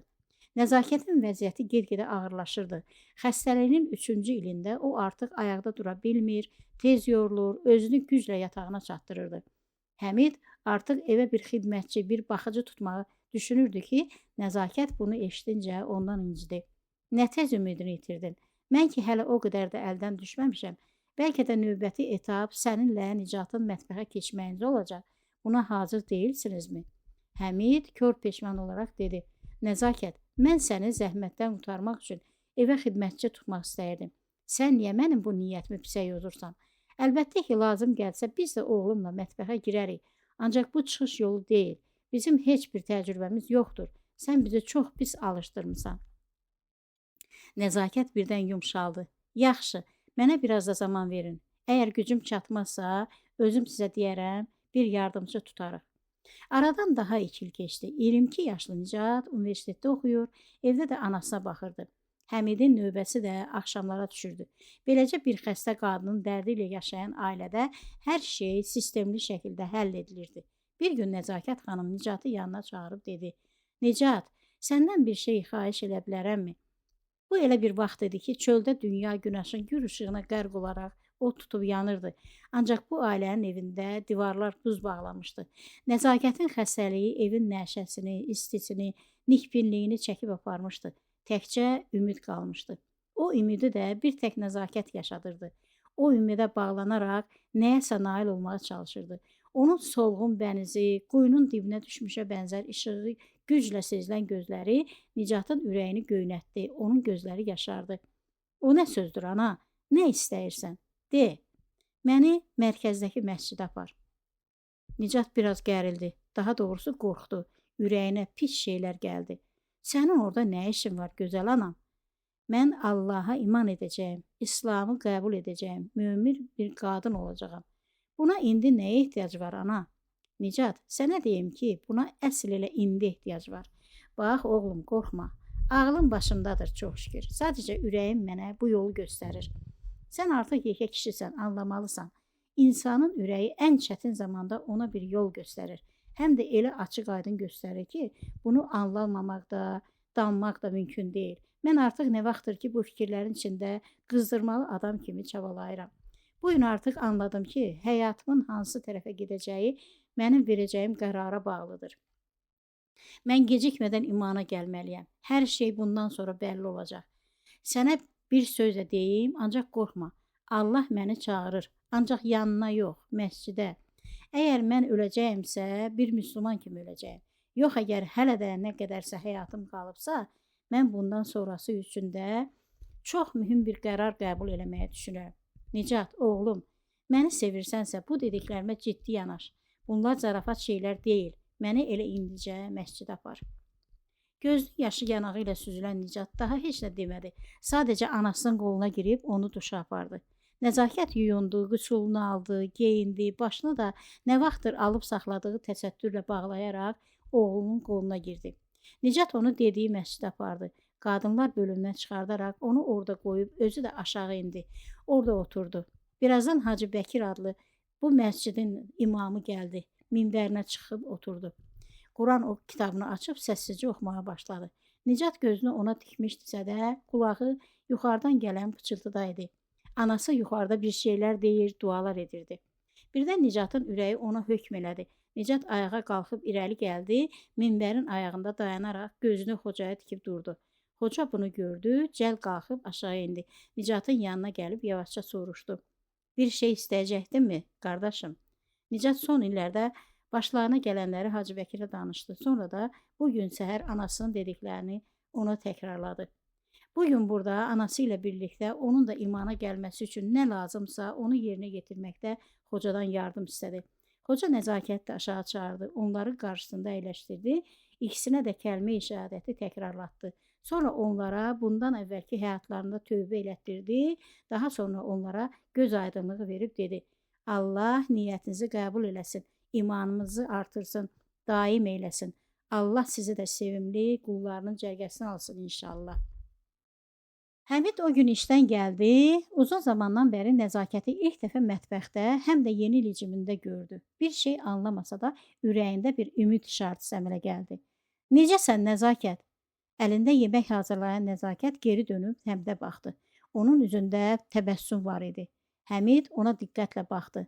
Qadının üzünə sanki nur gəlmişdi. Əvvəlki zəiflikdən, halsızlıqdan, ağarmış bənizindən bir şey qalmamışdı. Həmid bunları düşünürkən nəzakət cavab verdi. Yaxşıyam, çox şükür. Hələ daha da yaxşı olacağam inşallah. Həmid bir yandan bugün bu evdə nə baş verdiyindən nigaran idi, bir yandan da nəzakətin durumundakı bu dəyişikliyə sevinirdi. Nə olmuşdu belə? Səhər yatağında halsız qoyub getdiyi nəzakətdə bu ruh yüksəkliyi hardan idi? Xeyridirmi görəsən? Həmid nəzakəti sorğu-sual eləməkdən ehtiyat elədi. Otağa keçib sualını Nicata verdi. Nicat da bugün baş verən hər şeyi atasına danışdı. Həmid oğlunu diqqətlə dinlədikdən sonra matdım-matdım oğlunun üzünə baxdı. Bala, siz məscidə imana gəlmişsiniz də, həyat leksiri içməmisiniz ki, bu dəyişiklik, bu canlanma ananda hardandır? İmandandır ata, imandandır. Biz heç zaman imanın gücü barədə, insana verdiyi ruh yüksəkliyi, huzur və səbir vermək qabiliyyəti barədə deyilənlərə inanmadıq. Gəl gör ki, deyilənlərin hamısı doğru imiş. Bugün anam həm özünü qurtardı, həm də mənim də imana gəlməyimə səbəb olaraq daha bir savab qazandı. Bax, burada deyirəm, anam tezliklə sağalacaq. Heç bir şey qalmayacaq. Baxsana, Allaha doğru atdığı bircə addımla, ona sığınmaqla anam bu gün ayağa qalxdı, mətbəxdə yemək hazırlayır, kefi də yerində. Buna da inanmayacaqsan. Bu sənin dediyin o həyat leksirinin təsiri deyil, bu imanın gücüdür. Bir gün sən də özündə o cəsarəti taparsan, imana gələrsən, onun gücünü də öz üzərində hiss edərsən inşallah. Nahaq yerə deməyiblər ki, İslam'a sevə-sevə gəlmək lazımdır. İslamın qapısını sevə-sevə döyərsən, o da imanın sırada olan bütün qapılarını bir-bir sənin üzünə açar. Çox çəkmədi ki, Nicatın bu arzusu da yerinə yetdi. Günlərin bir günü Nəzakət xanım məscidə Həmidlə getmək istədiyini söylədi və bu istəyində israr elədi. Həmid də onun xətrini qırmaq istəmədi. Onunla məscidə getdi, orada Hacı Bəkirlə tanış oldu. Hacı Bəkir Həmidlə söhbət elədi, ona dünya ilə axirəti bir-birinə bağlayan bağların önəmindən, dünya həyatının axirət həyatına təsir edəcəyi məqamlardan danışdı. İslamın insan həyatındakı mühüm rolundan geniş söhbət açdı. Həmid həm söhbətinin çox elmli, bilikli bir insan olduğuna təəccüb eləyərək din xadimləri barədə deyilənlərin bir iftira, böhtan olduğuna inandı. Qarşısındakı adamın savadlı bir insan olduğuna, insanları da doğru yola dəvət edilədiyinə Həmidin şübhəsi qalmadı. Üstəlik arada bir gəlib belə elmli, savadlı insanla söhbət eləməyi də düşündü. Bu yaxınlarına bax, birazdan öz bəhrəsini verdi. Çox çəkmədi ki, Həmid də imana gəldi, həm də sevə-sevə gəldi. O qədər ki, Həmid də axşam saatlarını Hacı Bəkirin yanında keçirdən, onun söhbətlərini məmnuniyyətlə dinləməyə gələnlərdən biri oldu. Həmid dini elmlərə sahib olduqca bəzi bilmədiyi şeyləri də öyrənirdi. Günlərin bir günü o Quran-ı Kərimdə övlad edilmənin dini hökmlərinə də rast gəldi. İslam yeniyetmə yaşına çatmış şəxsə onun övlad edildiyini söyləməyin vacib olduğunu deyir, bu etirafın əhəmiyyətindən söz edirdi. Övlad edilmiş şəxs öz atasının adı ilə çağırılmalı, atası tanınmırdısa, ona din qardaşı qismində münasibət göstərilməli idi. Həmid çətin duruma düşmüşdü. Nə edəcəyini bilmirdi. Bir yandan da Nəzakət özünün qəribə tələbi ilə onun qarşısına gəlmişdi. O bütün həqiqətləri Nicata söyləməyi tələb edirdi. Həmid, mən ən çətin anımda, onda ki artıq sağalmağa heç ümidim qalmamışdı. Allaha söz verdim ki, əgər bu xəstəlikdən sağalsam, Nicata hər şeyi danışacağam. Yazıqdır, qoy hər şeyi bilsin. İndi düşünürəm ki, artıq bu etirafın zamanı çatıb. Nə qədər gözüm baxır, oğluma hər şeyi anlatmaq istəyirəm. Qoy o bütün həqiqətləri bilsin. Onun xoş niyyətlə olmuş olsa da, bu aldanışın içində yaşamasını ürəyim götürmür. Mən o biri dünyaya bu günahla gedə bilmərəm. Həmidin qorxa-qorxa soruşduğu, sən bu işin sonrasını da düşündünmü? Bəs sonra nə olacaq sualına Nəzakət, Nicat doğruları bilsin, sonra nə olacaqsa olsun. Ondan sonrasını mən Allaha təvəkkül edirəm deyə cavab verdi. İkisi birlikdə xeyli düşündükdən sonra onlar bu məsələni Hacı Bəkirlə müzakirə etmək qərarına gəldilər. Hacı Bəkir onlara eyni şeyi dedi. Nicat gerçəkləri bilməlidir. Vaxt varkən bu günahdan qurtulmalısınız. Bunun da yolu həqiqətləri Nicata söyləməkdir. O zamanla hər şeyə alışacaq, doğruları qəbul edəcək. Unutmayın ki, Nicatın hər şeyi sizdən deyil, bir başqasından öyrənməsi daha təhlükəlidir. O sizdən öz döndərib gedə bilər, bir daha onu tapa bilməzsiniz. Həyat belə təcrübələrlə doludur. Həmidin, yaxşı, bəs bunu nədən başlayaq? İlk addımımız nə olmalıdır sualına Hacı Bəkir belə cavab verdi. Məncə, hər şeyi Nicatın gerçək valideynlərini axtarmaq cəhdindən başlamaq lazımdır. Onun bütün tarixçəsini yazıb televiziya kanallarına birə elan verək. Bəlkə bir tanıyan tapılar. Bu axtarışa biraz zaman da verək. Bundan bir şey çıxmazsa da, ardından birlikdə Nicatla üz-üzə oturub söhbət edək. Ehtiyatla mövzunu onun önündə açarıq. Allah da bizə yardım edər. Elə də elədilər. Həmid bütün lazım məlumatları bir yerə topladı, tapılmış uşağın ismini, dəqiq ünvanını verməmək şərti ilə bədəninin məhrəm yerində doğumdan bir nişanəsi olduğunu da qeyd elədi. Ancaq dəqiq də olduğunu bildirmədi.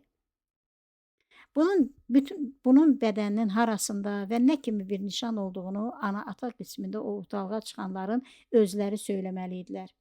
Elanı ən nüfuzlu televiziya kanallarından birinə yerləşdirdilər. Bu elan bir ay müddətində gün boyu təkrar-təkrar səslənəcəkdi. Əlaqə telefonu da cavabdeh insan kimi Hacı Bəkir öz telefonunu və adını yazdırdı. Belə olunca fürsətçilərə də bu durumda fayda çıxartmağa imkan qalmırdı. Elan ilk dəfə səslənəndə Nicatın artıq 23 yaşı var idi. Təbii ki, Nicatın bütün bunlardan xəbəri yox idi. Niyyət belə idi ki, onun bir tapılmış uşaq olduğunu ancaq valideynləri tapılıb üzə çıxandan sonra ona söyləsinlər. Bu məsələ ilə əlaqəli olan hər kəsin fikri belə idi ki, belə olarsa Nicatın yaşayacağı şok da gerçək valideynlərin tapılması sevinci ilə bəlkə ona daha az ağrı çəkdirmiş olardı. Elan çarxının işə düşməsi ilə ona edilən reaksiyalar gəlməyə başladı. Müraciət edən çox oldu. Onların bəzisi dolayısıyla belə bir hadisəni eşitdiyini yazırdı, bəzisi öz övladını axtardığını, bütün detalların uyğun gəldiyini, təkcə o bədənindəki doğum nişanəsinin uyğun gəlmədiyini yazırdı. Bir sürü də fürsətçilər baş vururdu ki, onları ilk kəlməsindən tanımaq olurdu. Belələri dərhal sıradan atılırdı. Həftələr, aylar keçir, bu məşğuliyyət artıq yorucu bir zaman itkisinə dönürdü. Həmid başda olmaqla Hacı Bəkirin günü heç nəyə yaramayan, heç yerə çıxartmayan yazmışmaları oxumaqla, araşdırmaqla keçirdi ki, bu gələn mesajların da ardı arası yox idi. Bu bir axın idi. Bu axının qarşısında durmaq, hər birini diqqətlə oxumaq, seçmək, bunlar artıq Həmidi də, Hacı Bəkiri də yetərincə yormuşdu. Artıq ikisi də bu axını durdurmaq üçün bir tədbir görməyə düşünürdülər ki, bir gün Hacı Bəkirin telefonuna bir zəng gəldi. Zəng çox ciddi bir siqnala bənzəyirdi. Hacı Bəkir yubanmadan Həmidə zəng vurdu. Onu təcili yanına çağırdı. Həmid Hacı Bəkirin nə qədər həyəcanlı olduğunu səsindən anlamışdı. Bir şey vardı, çox önəmli bir şey. Həmid elə Hacı Bəkirin səsindən aldığı eyni həyəcanla özünü məscidə çatdırdı. Nə olub hacı? Olmaya bir xəbər var. Var. Özü də deyəsən bu bizim axtardığımız adamdır. Hardan bildin? Özü zəng vurub, həm də Amerikadan. Həmidin bənzi qaçdı. Ona elə gəldi ki, artıq kimsə Nicatı onlardan almağa gəlir. Elə şey olmaz. Nə dedi? Dedi ki, uşağın atası ilə danışmaq istəyir. Həmidin əl-ayağı əsməyə başladı. Hacı Bəkir onun bu halını gördü. Vəziyyəti anladı. Ona su verib sakitləşdirdi. Həmid, qardaşım, sakit ol. Biz bu yola özümüz çıxdıq da, indi məsələ öz həllinə doğru istiqamət götürüb. Sən də hər şeyə hazır olmalısan. Hələ bir danış gör nə deyir. Gör ağlın nə kəsir. Bəlkə bu da boş nömrədir. Yox, bu boş nömrə deyil. Bu odur, uşağın atasıdır. Nə bildin? Bildim. Boş yerə kimsə Amerikadan bura zəng vurmaz. Özün də deyirsən ki, o doğum nişanəsində mənə söyləmək istəyərmiş. Burada daha gümana yer yoxdur. Yaxşı da, deyək ki, belədir. Danışmayacaqsan, geri duracaqsan. Yox, yox, hər şey danışdığımız kimi olacaq. O zaman zəng vurum, vur. Hacı Bəkir zəng vurdu. Telefonu uşağın atasına verirəm deyərək kənara çəkildi. Həmid də həyəcanını güclə bastıraraq o adamla yarım saata qədər danışdı. Söhbət bitəndə Bəkir Həmidi yerdə bardaş qurub oturan halda tapdı. Həmidin alnından tər, gözlərindən yaş axırdı. Nə danışdınız? Uşağı uğurlayıblarmış. Əclaflar, vicdansızlar bu yolla pul qazanırlarmış. Heç qazana da bilməyiblər ha, orası ayrı. Ancaq olan o ailəyə, mənim oğluma, mənə yazıq nəzakətə olacaqmış. Dağılasan belə dünya. Sakit ol qardaşım, səbirli ol. De görüm nə dedi? Niyə inandın ki, bu odur? Heç bir şübhə qalmadı. Nişanı da doğru dedi. Hadisəni də olduğu kimi danışdı. Bir də bilirsənmi hacı? O boyda professor uşaq kimi ağladı. Dedi ki 23 ildir oğlunu axtarır. Nicatın da bu il artıq 23 yaşı var. Bu boyda zarafat olmaz. Biz onu axtarırdıq. Bugün biz onu tapdıq. Vəssalam. Hacı Bəkir Həmidin çiyninə yüngülcə toxundu. Bu yanındayam demək idi. İndi nə olacaq? O Bakıya gəlir. Nə vaxt? Bilet alan kimi. Yəni özü belə dedi. Biletimizi alıb gəlirik. Biletimizi? Hə, ailecə gəlirlər. Arvadı, özü, bir oğlu, bir də qızı. Oo, maşallah, lap yaxşı. Gəlsinlər. Hadisələr elə sürətlə inkişaf eləməyə başladı ki, Nicat heç bilmədi bunlar hamısı nə vaxt oldu, necə oldu. Bir onu xatırlayırdı ki, bir gün Amerikadan Bakıya bir ailə gəldi. Nə münasibətləsə onları öz bağlarına görüşə çağırdılar, tanış oldular, bir təmtəraqlı süfrə başında yemək yedilər. Ailə başçıları bir kənara çəkilib söhbət elədikləri eyni vaxtda anası ilə Leyla xanım adlı Amerikalı qadın da gözləri yaşara-yaşara sakitcə nəsə danışır, sanki çoxdanın tanışları kimi dərdləşirlər. Nicatın yadında qalan daha bir şey 20 yaşlı Xalid adlı Amerikalı oğlanla 18 yaşlı Səma adlı qızın ona çox maraqla, çox diqqətlə baxması, onun hər hərəkətini izləməsi oldu. 2 gün sonra Nicat yenicə anasından "Bu nə qonaqlıq idi? Mən heç də anlamadım. Bu adamlar kim idi? Bizi onlarla nə bağlayır?" deyə bir sürü sual verməyə başlardı ki, Həmid onu qabaqladı. Adı Qadir olan o professorun bu axşam ailəsi ilə birlikdə onlara qonaq gələcəyini söylədi. Nicatın da o sualları sıraya düzməyə yenə vaxtı olmadı. Axşam qonaqlar gəldilər. Onlara layiq hər nemətdən zəngin bir süfrənin başında bir arada oturdular, yedilər, içdilər və uzun bir sükutla da fasilə elədilər. Bugün bu iki ailədən başqa xüsusi bir niyyətlə buraya dəvət olmuş Hacı Bəkir də bayaqdan o fasilənin bitməsini gözləyirmiş kimi söhbəti yeni bir mövzuya calamaq üçün sözə başladı. Qardaşlarım, mən burada oturan bütün Azərbaycanlılar adından bir daha Amerikalı qonaqlarımıza xoş gəldiniz deyirəm və hər iki ailənin nigarançılığını nəzərə alaraq bu toplantının əsl səbəbini söyləməyin vaxtı gəldiyini düşünürəm. Mən bu çətin işi öz üzərimə götürürəm və istəyirəm biləsiniz ki, bu işi görməyi mənə yaxın dostum Həmid müəllim tapşırıb. Əslində burada əyləşənlərin hamısı burada nə səbəblə toplandığımızdan xəbərdardırlar. Burada bu məsələnin əsl səbəbini bilməyən tək bir adam var, o da Nicatdır. Nicat öz adını eşidincə əvvəlcə təəccüblə Hacı Bəkirin üzünə baxdı, sonra da ətrafdakıları nəzərdən keçirdi. O an hər kəs ona baxırdı. Bu baxışmalarda Nicatı narahat edən bir ifadə var idi. Nicat üzünü çevirib sual dolu baxışlarla təkrar Hacı Bəkirə baxdı. Sonra da hamını gözlədiyi o sual verdi. Bu nə deməkdir, xocam? Nicat, bugün burada məni çıxmaq şərti ilə iki ailə toplaşıb. Biri Azərbaycanda yaşayan Həmid müəllimin ailəsi, biri də Amerikadan gələn Qadir müəllimin ailəsi. Nicat, insan həyatı sınaqlar üçün ayrılmış sürə deməkdir. O sürədə insanın itirdikləri də olur, tapdıqları da. Sən bəlkə xatırlayacaqsan, ancaq biz bilirik ki, sən də bir insan kimi belə ağır sınaqlardan keçmiş birisən. Lakin bir şeyə şükür elə ki, uzun illərdən sonra da olsa, bugün sən itirdiklərini də, tapdıqlarını da başına toplaya bilmirsən. Belə bir səadət hər kəsə nəsib olmur. Biləsən ki, burada oturan bu ailənin hər ikisi də sənin ailəndir. Onlardan biri itirdiyin ailəndir, biri də tapdığın ailəndir. Bugün hər iki ailə yanındadır. Belə düşün ki, onlar sənin bu həyatdan qazancın, varın, dövlətindir. Çünki onlar səni sevən, sənin üçün hər cür fədakarlığa hazır olan doğma insanlarındır.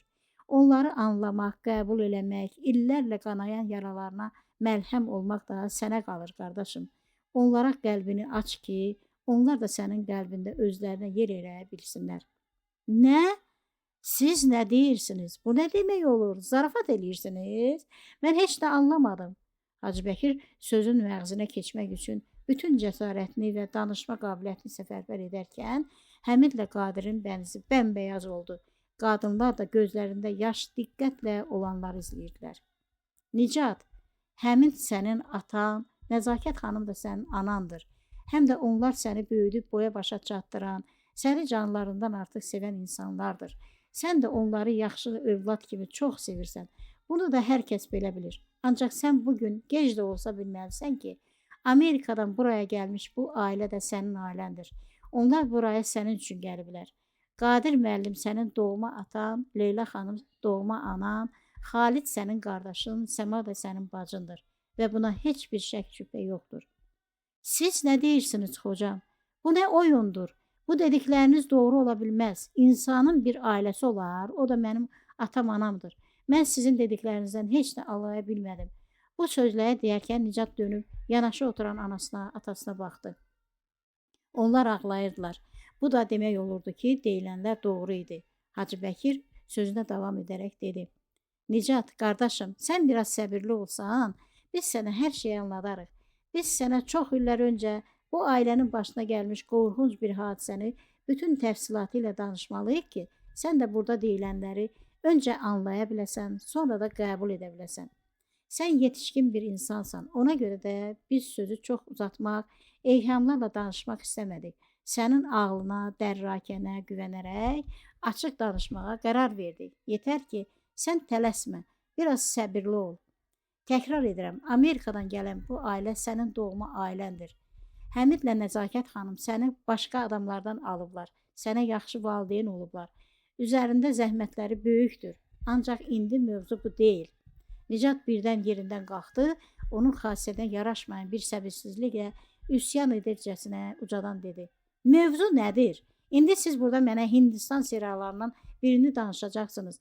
Mən də oturub dinləyəcəyəm. Siz məni nə yerinə qoyursunuz? Heç belə bir şey ola bilərmi? Belə bir şey mümkündürmü? Nə cürətlə mənə nağıl danışırsınız? Mən uşaq deyiləm. Bu cəfəngiyatı da eşitmək istəmirəm.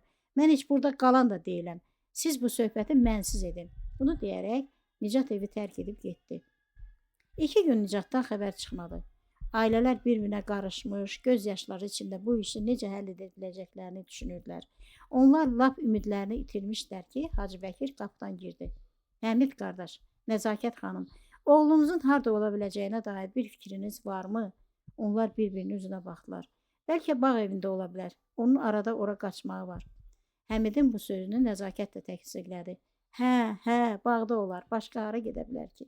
Hacı Bəkir üzünü hər iki valideynlərə tutaraq öz qərarını açıqladı. Əgər mənə güvənirsinizsə, mən indi bu gəncləri onun yanına aparacağam. Onları orada qoyub gələcəyim. Nicatı yola gətirməyi bacarsalar, bunlar bacaracaqlar. Sizlərin bu olanlarla heç bir günahınız yoxdur. Bu öz yerində. Ancaq Nicat bu an sizlərə qəzəblidir. Heç nə eşitmək istəmir. Ancaq bu gəncləri dinləyəcək. Sonra üzünü gənclərə tutdu. Siz də qardaşınıza hər şeyi başdan axıra kimi danışacaqsınız. Bu illər ərzində nələr yaşamışsınız, onu necə axtarmışsınız, bunları danışacaqsınız. Onu bu dediklərinizə inandıracaqsınız. Gənclər, Nicat sizin doğmaca qardaşınızdır. Onun üçün bu uzun yolu qısaltmaq sizə qaldı. Gedin, onun qəlbini ələ alın. Onu islah edib buraya gətirin. Bunun başqa yolu yoxdur. Siz bunu bacaracaqsınız.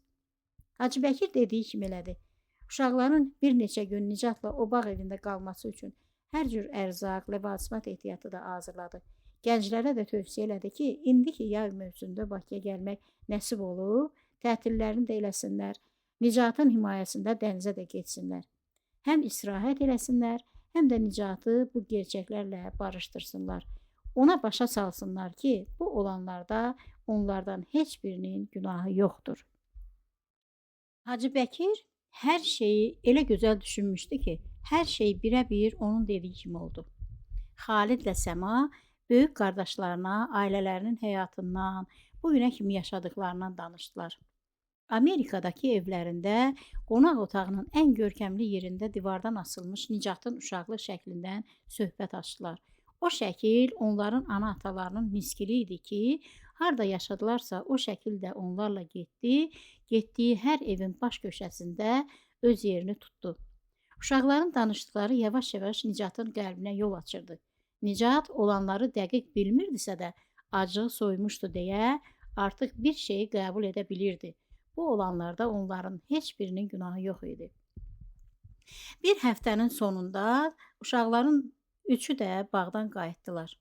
Nicat bacı qardaşını onların bağında endirdi, özü də evə gəldi. Həmidlə Nəzakət Nicatın bundan sonraki rəftarından o qədər nigaran idilər ki, ikisi də yaşla dolu gözlərini geniş açaraq ayaqda onun içəri gəlməsini gözləyirdilər.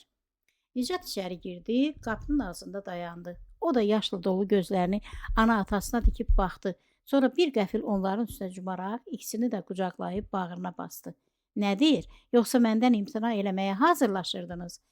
Həmidlə Nəzakət cavab verəcək halda deyildilər. Onlar ağlayırdılar. Nicat zarafatına davam elədi. Məndən yaxanızı qutara biləcəyinizi sandınız yoxsa? Elə şey yoxdur. Həmid ondan aralanaraq ciddi ifadə ilə dedi. Nicat, oğlum, hər şey sənin dediyin kimi olacaq. Qərar sənindir. Onlar da belə düşünürlər. O yazıqlar da bir şey istəmirlər ki. Nə bizim, nə də onların bir günahı yoxdur. Nicat tez əlavə elədi. Nə də mənim, nə də sənin. Həmin axşam Hacı Bəkir başda olmaqla iki ailə Amerikalıların bağında toplaşdılar. Nicat ata-anasından sonra içəri girəndə burada olan hər kəsin gözləri yaşla doldu. Qəhər hər kəsin boğazına dirəndi. Bir müddət heç kim danışmadı. Birdən Qadir irəli gəldi. Nicatın çiyinlərini qucaqlayaraq dedi. Nicat, bircə onu bil ki, ananla biz sənə görə buradan baş alıb dünyanın o biri ucuna getdik. Çünki artıq burada qala bilmədik. Biz səni çox axtardıq, ancaq tapa bilmədik. Nə biz səni tapa bildik, nə də rəsmi orqanlar. Səni tapa bilməməyimiz ümidimizi kəsə bilmədisə də, biz artıq bu işgəncəyə də dözə bilmirdik. Biz hər yerdə, hər sənin yaşının uşaqda səni görürdük. Bu acı bir işgəncə idi. Buna dözmək çox çətin idi. Biz ancaq bu işgəncədən yaxa qurtarmaq üçün buradan getdik. Səndən ancaq buna inanmağını, bunu belə qəbul eləməyini istəyirəm. Bax, oğlum, biz səni itirəndə sənin adın Əhməd idi. Bugün biz oğlumuzu Nicat adı ilə tapdıq. Biz bu adı sevə-sevə qəbul edirik. Yetər ki, sən də bizi qəbul elə. Mən sənə ailəni burax bizimlə get demirəm. Mən sənə bizi də ailənə qəbul elə deyirəm. Bircə bunu eləyə bilsən, bu bizim üçün kifayətdir. Çünki biz də qəbul edirik ki, bu qədər zamandan sonra hər şeyi əvvəlki halına gətirmək mümkün deyildir.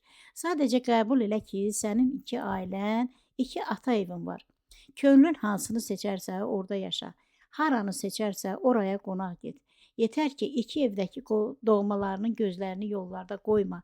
İki evi də ziyarətlərinlə, qonaq gəlişinlə sevindir ki, biz də arada salıb itirdiyimiz o zamanın əvəzini çıxa bilək. Bu sözlərdən sonra Qadir Nicatı qucaqladı. Nicat da onun bu doğmalığına eyni cür onu bərk-bərk qucaqlayaraq cavab verdi. Onlar 20 dəqiqə olardı ki, üz-üzə oturmuşdular. Ülker artıq anlamışdı ki, bugün Nicat ona çox mühüm bir şey deməyə hazırlaşır. Ülker artıq 3 il idi ki, Nicatla eyni yerdə çalışırmış. Ancaq onun bundan yalnız 1 il əvvəl xəbəri oldu. Təsadüf nəticəsində tanış olmalarını nəzərə alanda, onlar bir-birini cəmi 1 il olardı ki, tanıyırdılar. Halbuki, Nicat artıq 8 il idi ki, bu elmi tədqiqat institutunda şöbə müdiri idi. Ülker isə sonradan burada işə düzəlmiş, 3 il olardı ki, şöbələrdən birində laborant kimi çalışırdı. Onların arasında ilk tanışlıq bir təsadüf nəticəsində baş tutmuşdu. Ona qədər onların bir-birindən xəbəri olmamışdı. Həmin o ilk tanışlıqdan sonra Nicat son 1 il boyunca Ülkerə göz qoymuş, onun həyalı, sakit bir qız olduğuna şahid olmuşdu. Gözəl əxlaqlı Nicatla tərbiyəli, həyalı Ülkerin arasında ünsiyyət yaranana qədər aradan daha bir il də keçmişdi. Çalışdığı bu institutda Nicat çox qızları görürdü. Ancaq onların son dəvlə açıq-saçıq geyimləri, makyajdan bol-bol istifadə eləmələri, cəmiyyət içində ucadan danışıb gülmələri Nicatın qadınlarda görmək istəmədiyi, sevmədiyi şeylər idi. Ona görə də evlənmək üçün yaşının yavaş-yavaş keçdiyini anlasa da, çox ehtiyatlı tərpənir, hər gördüyü qıza meyl etmir, maraq göstərmirdi. Ancaq günün birində yağışın altında avtobus gözləyən çox sadə görünüşlü bir qızı görəndə, Nicat əvvəlcə sadəcə bu qıza yardım eləmək niyyəti ilə maşını onun yanında saxladı, nəzakətlə qıza maşına əyləşməyi təklif elədi. Nicat bu qızı tanımırdı, onu ilk dəfə görürdü. Bu qızın da çalışdığı kollektivdə aid olduğu ağlına belə gəlməmişdi. Hətta qız özü öz dili ilə bu institutda çalışdığını deyəndə də Nicatın əvvəlcə inanmağı gəlmədi. Həmin gün o heç bir pis fikri olmadan sadəcə yardım eləmək anlamında təmiz niyyətlə qızın yanında maşını saxladı. Ona maşına əyləşməyi təklif elədi.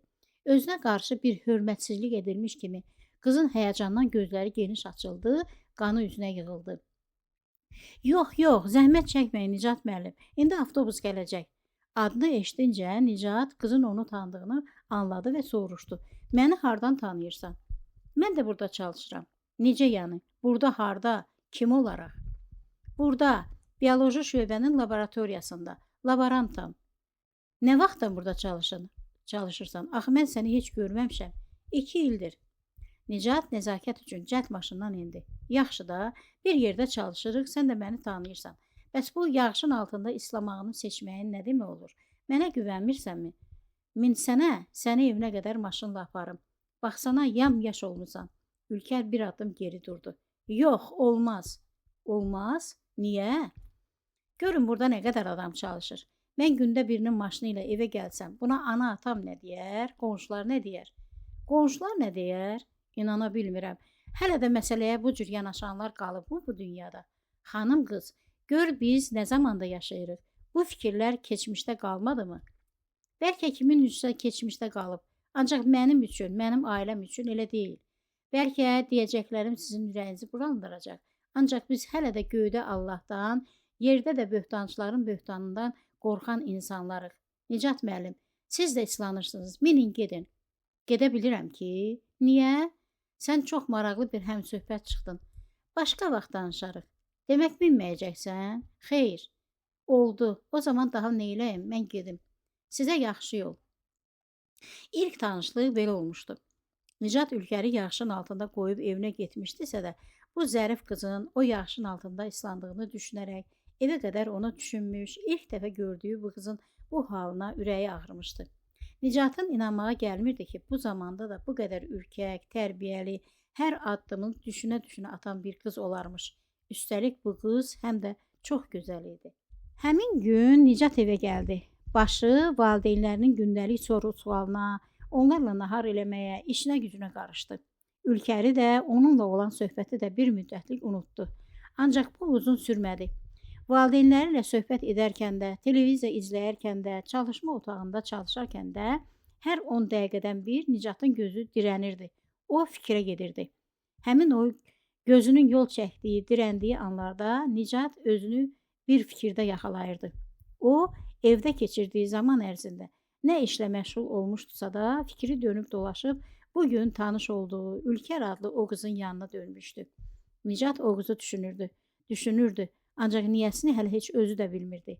O düşünmək istəmir, bütün fikirlərini qarşısında duran qovluqlara, orada bəhs edilən qəliz mövzulara yönəltmək istəyirdi.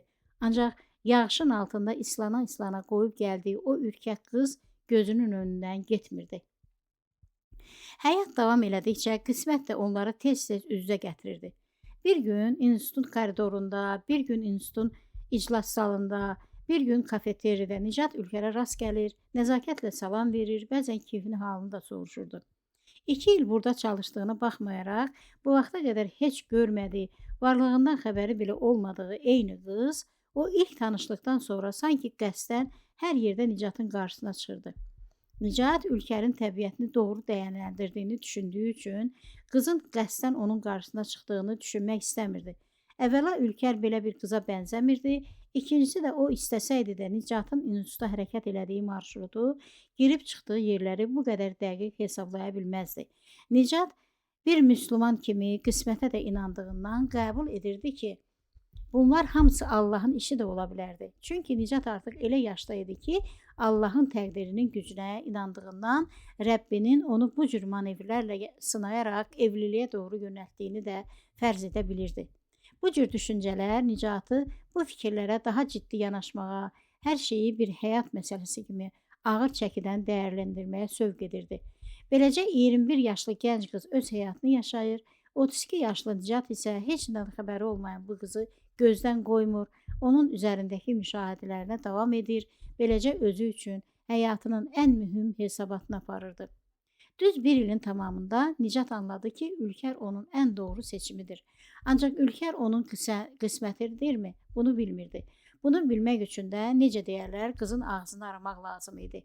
Onlar ancaq institutda qarşılaşır, qısa da olsa söhbət edirlər. Ancaq hər ikisi də artıq anlamışdılar ki, bir-birlərinə qarşı laqeyd deyirlər. Aralarında çox ürkək, çox həyalı bir ünsiyyət yaranmışdı. Nicat bir gün qərar verdi ki, sözünü Ülkerə açıq şəkildə söyləsin, nəticəsinə baxsın. O anlayırdı ki, bu qədər örtülü bazar dostluğu poza bilərdi. Qorxurdu ki, gecikər, Ülkeri də bir başqası alar. Bu fikirlə də bir gün Nicat Ülkəri kabinetinə çağırdı. Oturmağı təklif elədi və dedi: Ülkər, əgər izin verirsənsə, anamla atamı çox gözəl bir niyyətlə sizə göndərmək istəyirəm. Bu sözləri dedi, ancaq özü də öz səsini tanımadı. Həyəcan onu bu qədər əsir almışdı. Nicat gözünü Ülkərə tikib durmuşdu. Sanki nəfəs almağa da qorxurdu. Qızın verəcəyi cavabdan o qədər qorxurdu ki, başındakı fikirlər bir-birinə qarışmışdı. Biz ki, hələ heç bir-birimizi yaxşı tanımırıq. Bizim bu gəlişimiz elə tanışlıq üçün olacaq da. Siz bizi tanıyın, biz də sizi tanıyaq. Yəni ailecə bir-birimizi tanımaq üçün ilk addımı ataq da, belə bir yaxınlaşma olmasa biz birimizi necə tanıya bilərik? Heç olmasa bundan başlayaq da. Etirazım yoxdur. Nicata birdən elə gəldi ki, Ülkər nəsə Yaponca bir söz dedi, o da anlaya bilmədi. Necə? Sən nə dedin? Bu dəfə Ülkər qorxdu. Ona elə gəldi ki, Nicatı düz anlamayıb. Geniş açılmış sual dolu gözləri ilə Nicata baxdı, sonra da qorxa-qorxa dedi. Dedim ki, mənim etirazım yoxdur. Ancaq valideynlərimlə danışmalıyam. Bu axşam onlarla danışım, sabah sənə cavab verərəm. Nicat dərindən bir nəfəs aldı. Hə, danış, gör nə deyirlər. Elə danış ki, onlar da gözəl cavab versinlər. Ülkər də rahatladı, gülümsəyərək dedi. Yaxşı, elə edərəm. İlk tanışlıq yaxşı keçdi. Ailələr bir-birini də, bu tanışlığın səbəbkarı olan Nicatla Ülkəri də bəyəndilər. Bundan sonra bir-birinə yaxından bələd olmaq üçün gənclərə görüşməyə izin verildi. Daha doğrusu Ülkərin valideynləri buna izin verdilər. Gənclər də bu fürsətdən istifadə edərək birlikdə çox vaxt keçirdilər. Bir-birini yaxından tanımaq üçün nəyi sevdiklərindən də bəhs elədilər, nəyi sevmədiklərindən də. Onlar anlayırdılar ki, bugün xırda şeylər kimi görünən bütün bu məsələlər evlilik həyatında çox böyük rol oynayacağı ciddi səbəblər idi.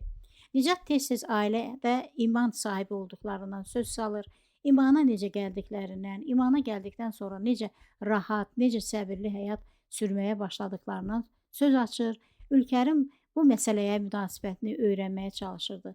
Lakin məhz söhbət dindən düşəndə Ülkər susur, heç bir fikir bildirmirdi. Belə vaxtlarda Nicat Ülkəri də dinə dəvət eləmək istəyirdi. Ürəyindən keçirdi ki, evlənmədən öncə Ülkəri də imana gətirsin, o da evliliyə artıq bir iman sahibi kimi başlasın. Ancaq Nicat ürəyindən keçənləri dilinin ucuna kimi gətirsə də, Ülkərə bu barədə bir söz demək üçün özündə o cəsarəti tapa bilmir, bu işi yenə də daha uyğun bir zamana buraxmağa qərar verirdi. Nicat bir daha xatırlayırdı ki, bütün din alimlərinin bu barədə fikri eynidir. Onların fikrinə görə İslama yalnız sevə-sevə gəlmək olar. İslama sevmədən, qorxudan, məcburiyyətdən gələnlər sonradan sadəcə İslamın başına bəla ola bilirdilər ki, məhz belələri də adətən dünya üzündə İslamı gözdən salmağa xidmət edirdilər. Bunu belə bildiyi üçün də Nicat Ülkərə heç nə demir, onu bu mənada sərbəst buraxırdı. Aradan 3 ay keçmişdi ki, Ülkər bir gün utana-utana Nicata dedi. Nicat, anamgil bizim münasibətimizdən nigarandırlar. Deyirlər ki, daha nə vaxta qədər belə davam edəcəksiniz. Millətin gözü üstünüzdədir. Bu işi bir qərara bağlamağın zamanı gəlmədimi? Nicat birdən anladı ki, doğrudan da məsələni həllə doğru aparmağın vaxtı çatıb.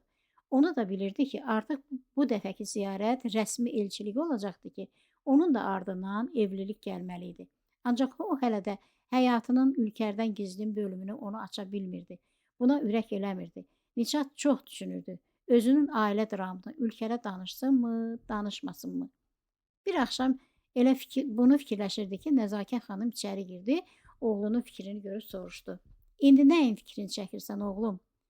Bilirsənmi, ana, mənə görə həyatımda həllini gözləyən daha bir ciddi məsələ var. Bilmirəm, ailə tarixçəmi Ülkərə danışdımmı, danışmayımmı? Deyirəm, birdən o da bu durumu qəbul eləyə bilməz, fikir qarışar. Nəzakət xanım oğlunun saçlarını qarışdıraraq dedi. Ay sağ olmuş, burada Ülkərə ağır gələcək nə var axı? Sənin 2 ailən var. Bu da gör hələ onun qarşısında necə imkanlar açacaq. Bəzən burada yaşayacaqsınız, bəzən də Amerikada. Bu imkan kimdə var? Əgər Ülkər ağıllı qızdırsa, buna ancaq sevinməlidir. Danışım deyirsən? Danış. Həm də sinəni gərə-gərə danış. Sənin utanacaq, çəkinəcək nəyin var? O başına gələnləri sən istəməmişdin ki. O da bir qismət idi. Yaşandı. Şükür ki, sonu da çox uğurlu oldu. Heç çəkinib eləmə. Günün sabah danış. Biz də Atangilə xəbər göndərək gəlsinlər. Gör hələ Xalid, Səma necə sevinəcəklər. Nicat elə də elədi. Ertəsi axşama ən bahalı bir restoranda yer tutdu. Ülkəri yeməyə çıxartdı. Onlar şirin-şirin söhbət elədilər, yemək yedilər. Sonra da Nicatın təklifi ilə gəmiyə minib dəniz gəzintisinə çıxdılar. Hava çox gözəl idi. Dəniz də sakit idi. Məxmər kimi yumşaq dalğalar əsən mehin təsiri ilə ürkək-ürkək titrəşirdi. Nicat bilirdi ki, Ülkər dənizi çox sevir. Ona görə də sirrini Ülkərə dənizin şahidliyi ilə açmağa qərar vermişdi. Ülkər halından məmnun idi. Hər şey onun ürəyincə idi. Ona görə də utana-utana soruşdu. Nicat, heç demədin, Atangil bizə nə vaxt gələcək? Ara çox uzandı, anamgil nigarandır. Nicat Ülkərin çiynini qucaqlayaraq dedi. Biraz da gözləmək lazımdır. Hər şey zamanında olacaq. Ancaq ondan əvvəl... ondan əvvəl nə? Nicat, qorxutma məni. Ondan əvvəl gəl sənə bir sirr açım. Ülkər dəhşətlər içində geri durub soruşdu. Sir? Nə sir? Olmaya evlisən. Qızım bu sözdən Nicat doyunca güldü. Yox, evli deyiləm. Sadəcə evlənmədən öncə sənin də bilməyini istədiyim bir sirrim var mənim. O sirri sənə açmaq istəyirəm. O sirri bilmək istəyirsənmi? Əlbəttə istəyirəm. Nicat, düzünü de, qorxmalıyam-mı? Nicat qızın əllərini əlinə alaraq, qorxmağına heç bir səbəb yoxdur. Sadəcə səbirli ol, dinlə və anlamağa çalış deyərək, bəlkə 25, bəlkə 30 il bundan əvvəl baş vermiş uzun bir hekayəti ən başdan yavaş-yavaş danışmağa başladı. Nicat ailəsinin başına gələnləri, özünün yaşadıqlarını bir-bir danışır. Ülkər də bəzən göz yaşları içində, bəzən də eşitdiklərinə inanmadığını ifadə edən heyrətlə bu hekayəni dinləyirdi. Nəhayət, Nicat hər şeyi danışıb bitirdi. Sual dolu baxışlarını Ülkərin üzünə dikdi. Ülkər bir qəfil Nicatın boynunu qucaqladı. Var gücü ilə Nicata sarılaraq göz yaşları içindən dedi. Siz nələr yaşamışsınız sevgilim? Film kimi həyatlar dedikləri bu imiş. Nicat Ülkəri özündən aralayaraq soruşdu. Belə bir həyat yaşamış bir insanla evlənmək istəyirsənmi? Bu nə sözdür Nicat? Mən təəssüf eləyirəm ki, həyatın o bölümündə sənin yanında olmamışam. Ancaq mən sənə söz verirəm ki, həyatının bundan sonrasında biz bir-birimizin arxası, dirəyi, dostu, sirdaşı, həyat yoldaşı olacağıq. Bax, sənin yerinə də söz verdim. Elçiliyə Amerikalı ailəm də gəlsinmi? Bəs necə? Mütləq gəlsin. Elçilik də, nişan üzüklərinin taxılması mərasimi də Ülkərgildə keçirildi. Restoran filan tutmaq istəyən olmadı. Söhbət belə oldu ki, restoranda rəsmi ab-havada oturub sıxıntı çəkməkdənsə, bu xeyir işi ev şəraitində, ailə istiqanlığı ilə doğma atmosferdə keçirsinlər ki, ta Amerikadan gəlmiş insanlar da hər hansı bir qürbətçilik, qəribçilik yaşamasınlar. Hər şey istəniləndə də uğurlu oldu. Xoş sürprizlərdən ilki Amerikadan gəlmə ailənin sonradan iman yolunu tutmaları oldu ki, onların bu hərəkəti təkcə Ülkərin ailəsini deyil, Nicatgili də yaxşı mənada təəccübləndirdi. İlk gəlişlərində onlar hələ görünüşcə imanlı görünmürdülər. Aradan keçən 1-2 ildə nə olmuşdusa, Qadir müəllim başda olmaqla Leyla xanım, Səma, Xalid də imana gəlmiş, xarici görünüşləri ilə iman sahibi olmalarını ciddi şəkildə üzə çıxartmışlar. Leyla xanımla Səma təsəttürlü müsəlman xanımlara dönmüş, Qadir müəllimlə oğlu da şəvə kimi qara saqqal buraxmışdılar. Onların bu halına ilk reaksiya verən Həmid müəllim oldu. Bəh, maşallah, maşallah. Bu nə zaman oldu qardaşım? Buradan gedən kimi. Bilirsənmi, mən camiyə çoxdan gedirdim. Namazım, niyazım da yerində idi. Ancaq son vaxtlarda namaz niyazdan sonra Allaha yalvarırdım ki, məni bu zülmdən qutarsın. Ölmədən öncə oğlumu mənə rast gətirsin. Söz vermişdim ki, oğlumu tapdığım gündən ailecə iman yolunu tutacaq. Beləcə ailəmin yerinə də Allah qarşısında öhdəçilik götürdüm. Evə gəldim, ailəmi qarşıma alıb bu xəbəri onlara verdim. İlk olaraq Xalid dedi ki, ata, nə istəyəcəksən Allahdan istə deməyiblərmi? Sən Allahdan çox önəmli bir şey istəmirsən. Bunun qarşılığında ona ibadət etməyi sonraya saxlamaq istəyirsən. Bu ədalətli olmaz axı. Biz əvvəlcə Allahın hökmlərinə uyaq ki, o da dualarımızı qəbul eləsin. Xalidin o sözü ilə hamımız iman yolunu tutduq. Bu gün biz bir daha şahid oluruq ki, bütün möcüzələr Allahın əlindədir. Leyla xanım həmişə gözünün yaşını tökür, vətənə dönməyi tələb edirdi. Deyirdi ki, biz oğlumuzu orada itirmişik, orada da axtarmalıyıq. Mən də ona deyirdim ki, oğlumuz dünyanın o biri ucunda olsa belə, yenə də Allah istəsə, onu tapıb bizə gətirəcək. Bugün siz də şahid oldunuz ki, hər şey elə də oldu, əlhəmdülillah.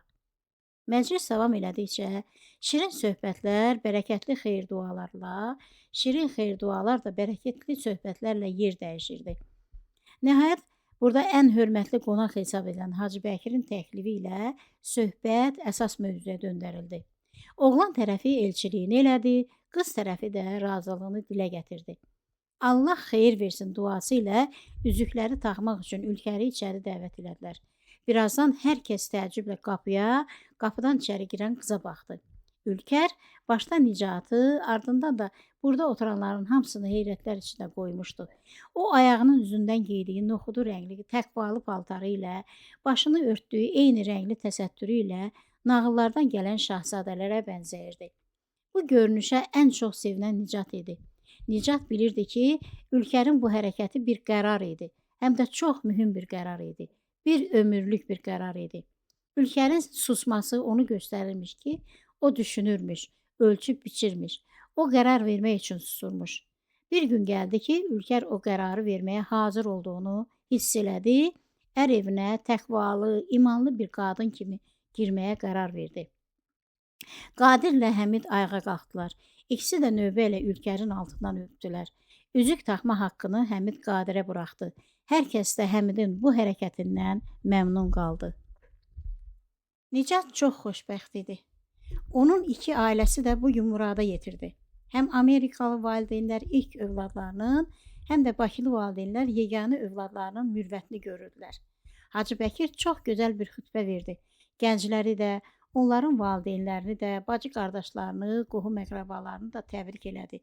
Bu gözəl izdivaca xeyir-dua verdi. Ülkərin atasının gözü həyat yoldaşı Nərgizə sataşdı. Bu böyük ailənin içində tək başı açıq qadın o idi. Zaten Nərgiz özü də bu durumdan sıxılmışdı. Bunu hiss edən Zakir ortaya bir şuxluq olsun deyə xanımını səslədi. Nərgiz, deyirəm deyəsən sıra bizimdir axı, nə deyirsən? Hə vallah, elə bugündən Zakir, elə bugündən inşallah.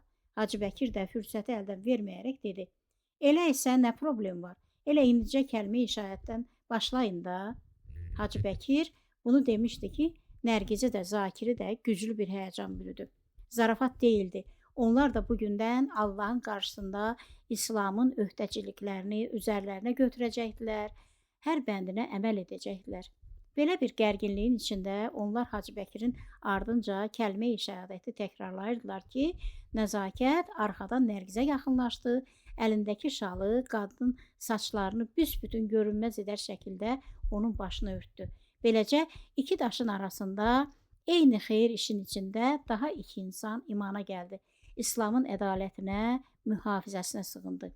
O gün böyük gün idi. O gün İslamın tək tərəf olaraq hər cür şərə, böhtana məruz qaldığı bir zamanda kafirlərin, müşriklərin, münafiqlərin, mürtədlərin, fasiqlərin və bütün dinsiz, imansız zalimlərin əlbil olaraq hücuma keçdiyi bir savaşda, yalanların dünyanı sardığı, ümidlərin sarsıldığı bir dünyada ay kimi təmiz, su kimi duru, İslami dəyərlərlə yaşamağa start götürmüş yeni bir ailənin təməli qoyulurdu.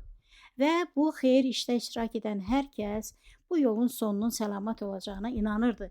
Çünki bu yol Allahın nəzarəti altında döşənməklə bu yolun yolçularını xeyrə, bərəkətə, səlamətə aparırdı. Həyatın ən çətin, ən çəkilməz imtahanlarını arxada buraxmış bu insanlar üçün bundan sonra qorxacaqları heç nə yox idi. Çünki onlar Allaha iman eləmiş, ona güvənmiş, ona sığınmışdılar. Allahın sadiq qullarının cərgəsində yer almış bu fədakar insanlar bugün bu yeni evliliyi dualarla, xoş arzularla dəstəkləyir, bir ömür sürəcək ailə həyatlarında gənclərə din, iman, vəfa, etibar, səbir və fədakarlıqlar arzulayırlar. Allah mübarək eləsin. Yolunuz açıq olsun. Allaha əmanət olun. Allahın salamı, xeyri, bərəkəti üzərinizə olsun gənclər. Niyaz edək ki, Rəbbimiz bu yeni qurulan yuvaya genişlik versin, huzur versin, sağlıq və afiyət versin, mehr, məhəbbət versin. Birlikdə gedəcəyiniz bu yolda qədəmləriniz daima mübarək, istiqamətiniz daima sırat-ı müstəqimə olsun inşallah. Həmin gün qonaqlardan hər biri bu dualardan birini dilə gətirdikcə, ardından bu izdivaca şahidlik edənlərin hamısı bir ağızdan amin deyərək sanki o duanı möhürləyirdilər. Amin, amin, amin. Hər dəfə daha böyük coşqu ilə təkrarlanan amin duası insanların ürəyini xoş arzularla doldururdu. Və bu xoş sədalar o gün uzun müddət beləcə davam edəcək, Allahın Cəllə Cəlaluhu huzurunda təqdir-i şayana qəbul edilmək üçün yavaş-yavaş Yaradanın göyün 7-ci qatındakı dərgahına doğru ucalacaqdı. Son. İnşallah növbəti 42-ci kitabda görüşmək ümidi ilə Allaha əmanət olun.